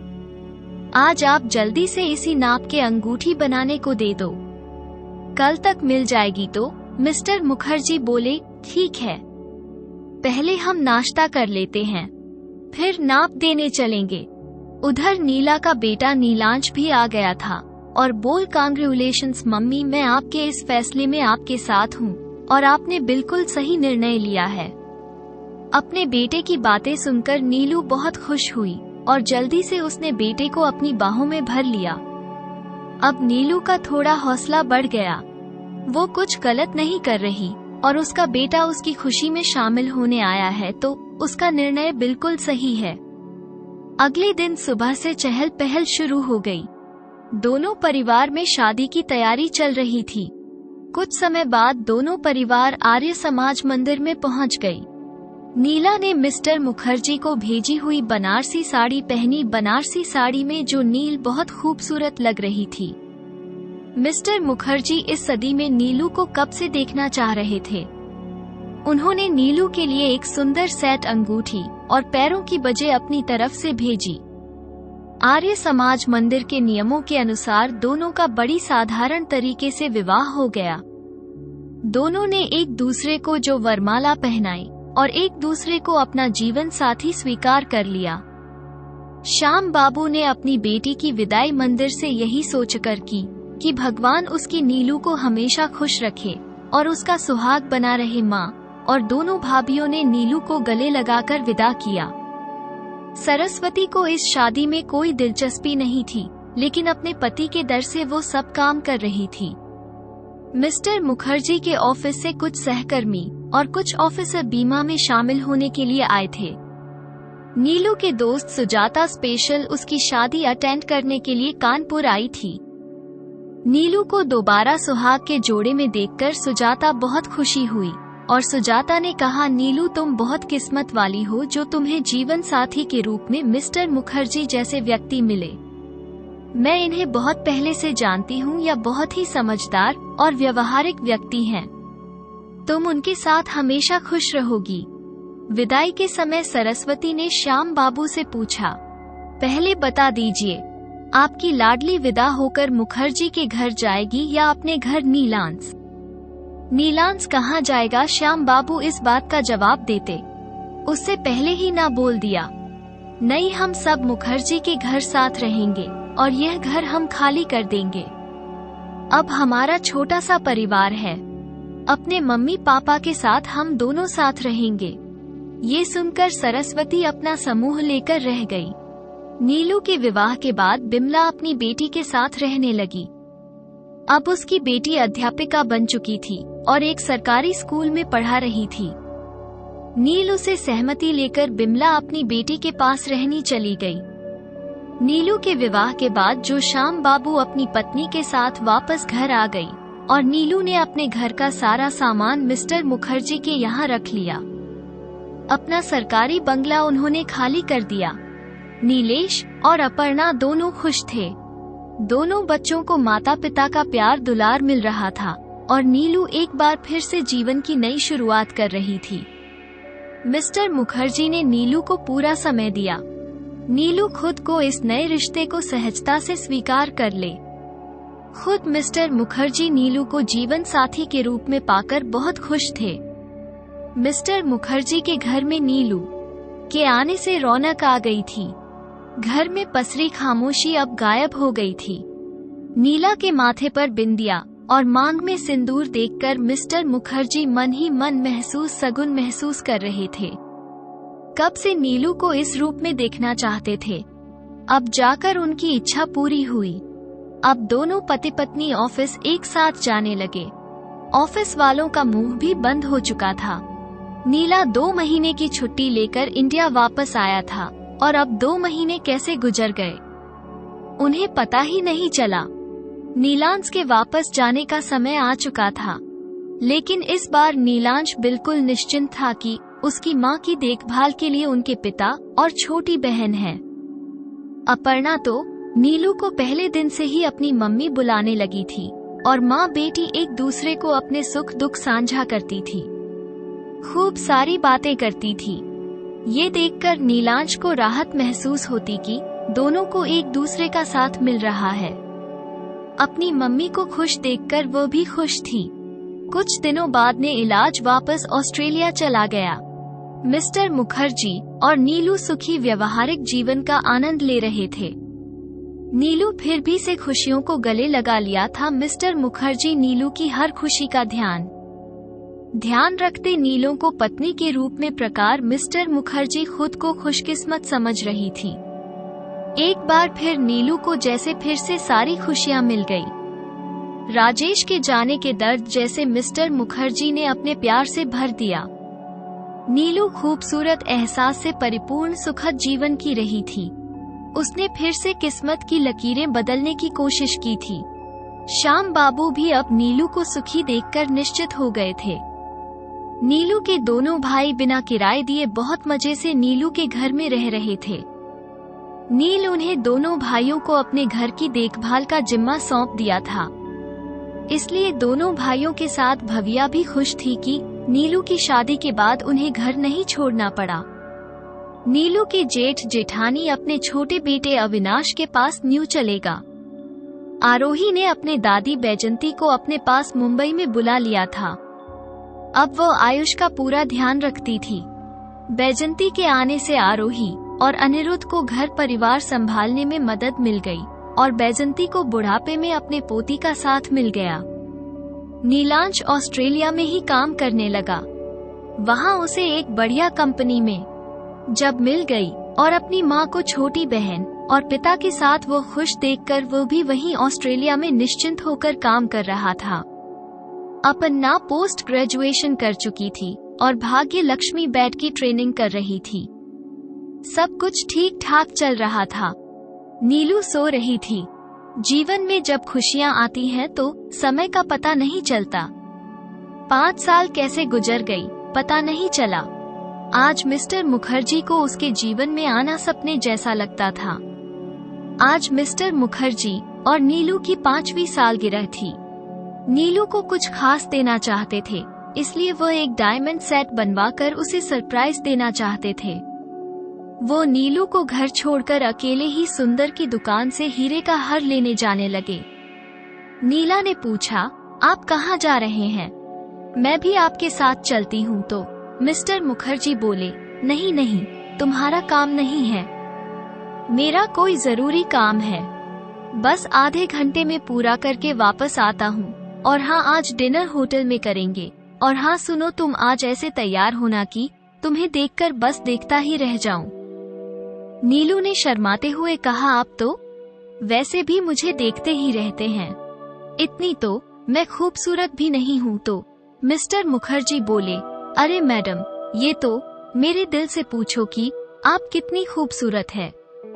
मैं तो तुम्हें देखते ही हुए सारी उम्र गुजर सकता हूँ। बड़ी शिद्दत से आपको चाहे तब कहीं जाकर आप मुझे मिली हो। तुम्हारे प्यार में पागल रहना ही हमारा काम है। और वो आई लव यू कहकर जो चले गए।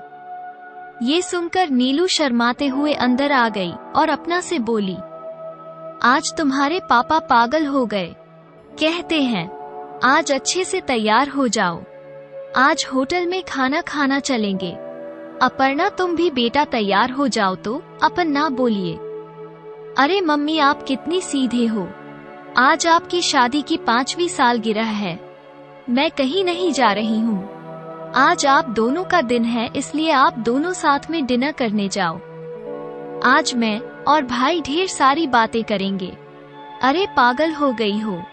अपर्णा, नीलू ने कहा, मैं तुम्हें अकेले छोड़कर कहीं नहीं जाने वाली। तभी नीलांश का फोन आया कि हेलो मम्मी, कैसी हो आप? तो नीलू बोली, ठीक हूँ बेटा। तो वो कहने लगा, कांग्रेचू मामा, पापा के साथ आज 5 साल कितनी जल्दी गुजर गए। वो कहने लगी, थैंक यू सो मच बेटा, अब तुम भी कोई अच्छी सी लड़की देखकर शादी कर लो। नीलांश बोला, मेरी शादी की चिंता बाद में करना, आज आप दोनों का दिन है और आप अच्छे से तैयार होकर पापा के साथ खाना खाने बाहर जो छुटकी और मैं अपने लिए कोई बाहर से ऑर्डर कर लेंगे। आज आप दोनों घूम कर आओ और हाँ, तैयार होने के बाद पापा के साथ एक अच्छी सी पिक मुझे भेज देना। अपर्णा ने नीलू को खुद अपने हाथों से तैयार किया। मन बहुत ही सुंदर बनारसी साड़ी पहने गले में सोने का सेट, कानों में झुमके और हाथों में चूड़ियां, माथे पर लाल बिंदिया लगे। अपर्णा ने माँ को एक उपहार में एक सुंदर पर्स देते हुए कहा, माँ, आज ये पर्स लेकर घूमने जाना है। अपर्णा ने माँ के साथ बहुत सारी तस्वीरें खींची और सारी तस्वीरें अपने भाई ने लेंस को भेज दी। नीलांश ने कहा, सच में आप बहुत सुंदर लग रही हो। मम्मी, मुझे अपने काम पर जाना है, कल फोन करता हूँ। ये कहकर नीलांश ने फोन रख दिया। नीलू ने अपर्णा से कहा, तुम्हारे पापा ने काफी देर लगा दी, आधा घंटा का कर गए थे और पूरा 1 घंटा हो गया। अपना ने मुस्कुराते हुए कहा, अरे माँ आपके लिए गिफ्ट लेने गए होंगे। पापा का स्वभाव आपको पता है ना, ऐसा ही करते हैं। आप चिंता मत करो, वो आते ही होंगे। आप सोफे पर आराम से बैठो, तब तक मैं आपकी एक फोटो अकेले लेती हूँ। तो अपना से नीलू बोली, नहीं अपना, मुझे अकेले तस्वीर खींचवानी नहीं है, मेरा दिल घबरा रहा है। तुम्हारे पापा को आ जाने दो, अपन ना बोले। अरे मम्मी, जब पापा आएंगे तो आप दोनों की एक तस्वीर साथ में ले लूंगी। अभी आपको एक सोलो फोटो लेने दो। पता है मेरी सब सहेलियां मुझे चिढ़ती हैं कि यार तेरी मम्मी इस उम्र में भी बहुत खूबसूरत है।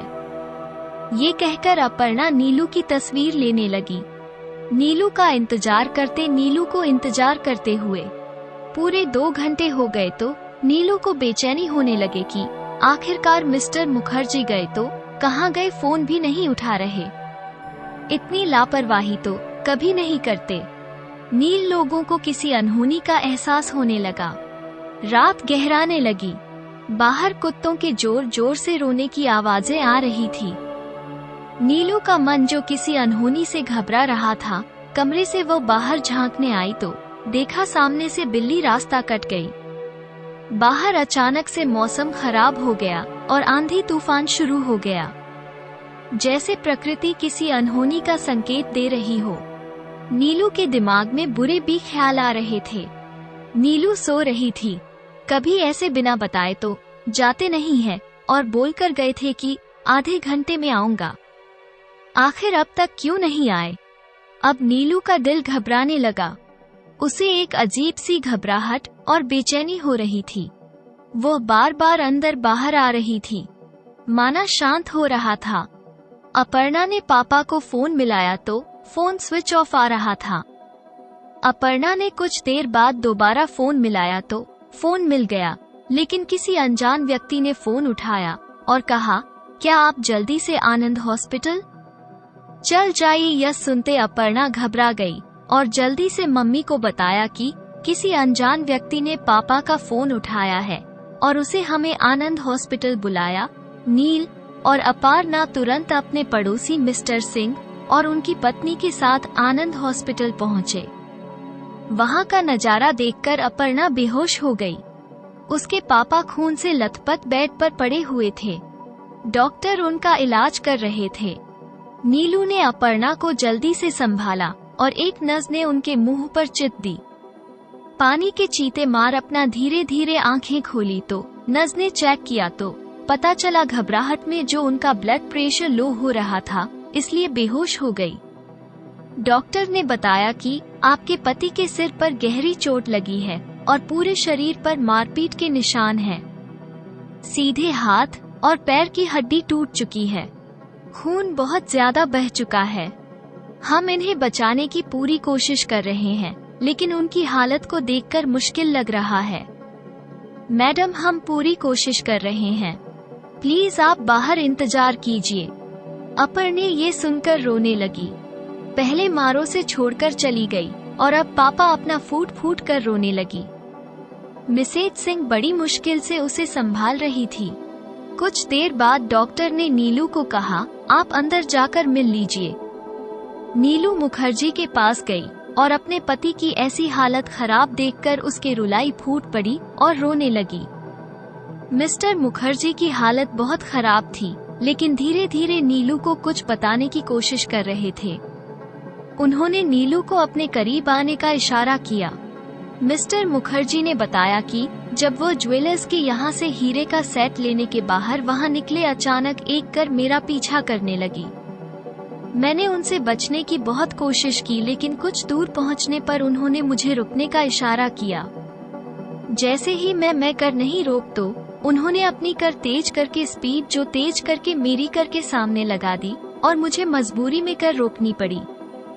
शायद उन्हें कहीं से भनक लग गई थी कि मेरे पास हीरे का सेट है। नीलू, मैं वो सेट तुम्हारे लिए खरीदा था और मैं तुम्हें सालगिरह पर सरप्राइज देना चाहता था, लेकिन वो सेट मैं तुम्हें नहीं दे पाया। नीलू ने रोते हुए कहा, ईश्वर आपको स्वस्थ कर दे। मुझे कोई हीरे का सेट नहीं चाहिए, मुझे तो आप चाहिए, बस आप ही मेरे लिए। वन मॉल है। मिस्टर मुखर्जी आगे बोलते तभी कुछ गुंडों ने मुझे घेर लिया और कर के बाहर निकलकर बेवजह मारना पीटना शुरू कर दिया। दोनों लोगों ने मेरी कर से डायमंड सेट लेकर जाने लगे और छीना झपटी में उन गुंडों ने मुझे बुरी तरह मारना पीटना शुरू किया। मेरे सिर पर गहरी चोट लगने के कारण मैं बेहोश होकर गिर पड़ा और गुंडे डायमंड सेट लेकर भाग गए। किसी भले व्यक्ति ने मुझे अस्पताल पहुंचाया। मिस्टर मुखर्जी का काफी खून बह चुका था, जिसके कारण वहां वो दोबारा भी होश हो गए। नीलू ने जोर से डॉक्टर साहब को आवाज लगाई। नीलम मुखर्जी की ऐसी हालत देखकर घबरा उठी थी और वो आंखों से आंसू लगातार बह रहे थे। नीलू ने अपने आंसुओं को पहुंचते हुए मुखर्जी का हाथ अपने हाथों में लिया और बोली, आप मुझे छोड़कर मत जाना, दोबारा खुद को संभालना मेरे लिए मुश्किल हो जाएगा। पहले राजेश ने मुझे अकेला छोड़ दिया और अब आप, ये कहकर नीलू फक फक कर रोने लगी। मिस्टर मुखर्जी थोड़ा होश में आते ही बोल, नीलू अगर मुझे कुछ हो जाता है तो तुम मेरी अपर्णा का ध्यान रखना, तुम्हारे सिवा आप उसका कोई नहीं है, आपको कुछ नहीं होगा। नीला ने कहा, आप ऐसी बातें मत करो, और नीलू रो रही थी। ईश्वर इतने कठोर नहीं हो सकते कि मेरे साथ इतना बड़ा अन्याय नहीं कर सकते। 2 बार मुझे खुशियां नहीं छीन सकते, लेकिन होता वही है जो राम रची राखा, जिसका समय आ जाता है उसे व्यक्ति को अपने जाने का एहसास भी हो जाता है। मिस्टर मुखर्जी को भी एहसास हो गया कि उनका समय पास है और अब उनके पास और ज्यादा वक्त नहीं है। उन्होंने नीलू से वादा किया कि वो अपर्णा का ध्यान रखेगी, और वादा करो प्लीज, वादा करो। नीलू ने अपने हाथ मुखर्जी के हाथों में लिया और कहा, वादा करती हूँ, मैं अपने ना का ध्यान रखेगी, लेकिन आपको कुछ नहीं होगा। आप जल्दी ठीक हो जाओ और हम सब साथ रहेंगे। नीलू मुखर्जी के सीने पर लिपट कर रोने लगी। आज हमारी सालगिरह, आप ऐसी बातें मत करो, तभी अपर्णा को हो सके। वो जल्दी से पापा के पास आ गई और पापा आप ठीक हो ना? मुखर्जी को थोड़ा होश था। अपनी बेटी का हाथ वह नीलू को हाथ में सौंप दिया और बोले, हमेशा अपनी मम्मी के साथ रहना, अब उन्हें अपनी माँ का ध्यान रखना है। नील और अपर्णा दोनों हाथ पकड़े हुए थी। मिस्टर मुखर्जी धीरे से बोले, नीलू, इस जन्म में सवार ने हम दोनों के भाग्य में इतना ही साथ लिखा था। काश कुछ और वक्त मुझे मिल जाता तो मैं तुम्हारा दमन खुशियों से भर देता, तुम्हारे सारे गम खुद ले लेता। अफसोस है ईश्वर ने मुझे इतना ही समय दिया। मुखर्जी नीलू का हाथ पकड़े हुए एक तक देखते रहे और अंतिम सांस लेते हुए अपनी पत्नी और बेटी को देखते ही देखते मुखर्जी के प्राण पखेरु उठ गए। अब नीलू का हाथ मुखर्जी के हाथों से हमेशा हमेशा के लिए छूट गया। नीलू मुखर्जी से लिपटकर बेहरता सा रोने लगी। तभी अपना ने मम्मी के कंधे पर हाथ रख तो नीलू ने अपर्णा को अपनी छाती से लगा लिया और अपना मम्मी से लिपट गई। आज एक बार फिर भाग्य ने नीलू की सारी खुशियां छीन ली थी। बड़े खुश दुखी मन से मिस्टर सिंह मुखर्जी को घर वापस ले आए और नीलांश को भी खबर कर दी। श्याम बाबू को जैसे ही यह सूचना मिली, उन्हें ऐसा हृदय आघात लगा कि दूसरा दिल का दौरा पड़ा और इस बार वो कल के ग्रास में चली गई। वे इस सदमे को सहन नहीं कर पाए। अचानक पल भर में सब कुछ बदल गया। सरस्वती पागलों की तरह राई जा रही थी। बेटी को संभाले या खुद को संभाले, कैसे डांस बांधा है। भाग्य ने कैसा खेल खेला। उसके साथ माँ बेटी दोनों का सुहाग लुट गया। सरस्वती को कुछ सूझ नहीं रहा था। उसकी स्थिति पागलों जैसी हो गई थी। दोनों भाई भी बहुत दुखी थे कि उनकी बड़ी बहन के जीवन में फिर दुखों का पहाड़ टूट पड़ा। हरी और किशन इस दुख की घड़ी में अपनी बड़ी बहन के दुख में शामिल नहीं हो सके, क्योंकि उनके पिता के अंतिम संस्कार की क्रिया कर्मों ने पूरे करने थे। मिस्टर मुखर्जी के पार्थिव शरीर को बर्फ की बड़ी सिलाई पर रखा हुआ था। नीलू और अपर्णा नीलांश के आने का इंतजार कर रहे थे। रो रो कर नीलू के आंसू सूख चुके थे। रात भर दोनों माँ बेटी नीलांश के आने का इंतजार करते हुए रोती रही। आज पति और पिता दोनों शुभचिंतकों को नीला ने एक साथ को दिया था। ईश्वर ने नीलू को बड़े धर्म संकट में डाल दिया था। इतनी बुरी किस्मत की पिता के अंतिम दर्शन भी उसे के भाग्य में नहीं थे। जैसे नीलांश घर पहुंच मम्मी और अपर्णा दोनों का बुरा हाल था। दोनों बेसुध बैठी हुई थी। नीलांश को देखकर अपर्णा फूट फूट कर रोने लगी। नीलांश ने अपनी मम्मी और बहन दोनों को गले लगा लिया। नीलेश को समझ नहीं आ रहा था कि वह कैसे अपनी माँ और बहन को समझे, अपनी माँ को दोबारा उसे दुख से गुजर हुए कैसे थामे और क्या क्या क्या कहकर समझे। आज नीलांश का मन दुखी था कि उसका ईश्वर से विश्वास ही उठ गया। मिस्टर मुखर्जी सच में उसे पिता के जैसा प्यार देते थे, स्नेह देते था। मिस्टर मुखर्जी को पिता के रूप में पाने के बाद नीलांश खुद को भाग्यशाली समझ रहा था, लेकिन आज भाग्य उसे रूठ चुका था। उसके पिता मिस्टर मुखर्जी उसे छोड़कर जा चुके थे। तभी मिस्टर सिंह ने कहा, नीलांश पापा के पार्थिव शरीर को रखे हुए बहुत समय हो गया, अब इनका जल्द से जल्द अंतिम संस्कार कर देना है और कष्ट मत दो ही नहीं। ईश्वर उनकी आत्मा को शांति प्रदान करे। नीलांजना ने बड़े दुखी मन से अपने पिता मिस्टर मुखर्जी को मुखाग्नि देकर अंतिम संस्कार कर दिया। आज नीलू फिर से अकेली हो गई और एक नई जिम्मेदारी अपर्णा के रूप में नीलू के हिस्से में आ गई थी। नीलू को अपनी माँ की कही बात याद आ रही थी। भाग्य में सुख लिखा हो तो पहली बार ही मिल जाता है, नहीं तो दूसरी बार भी दुखी मिलता है। दोनों भाई पिता के अंतिम संस्कार के बाद बड़ी बहन के घर पहुँचे और फिर नीलू को सफेद साड़ी में देखकर उनका हृदय रो उठा।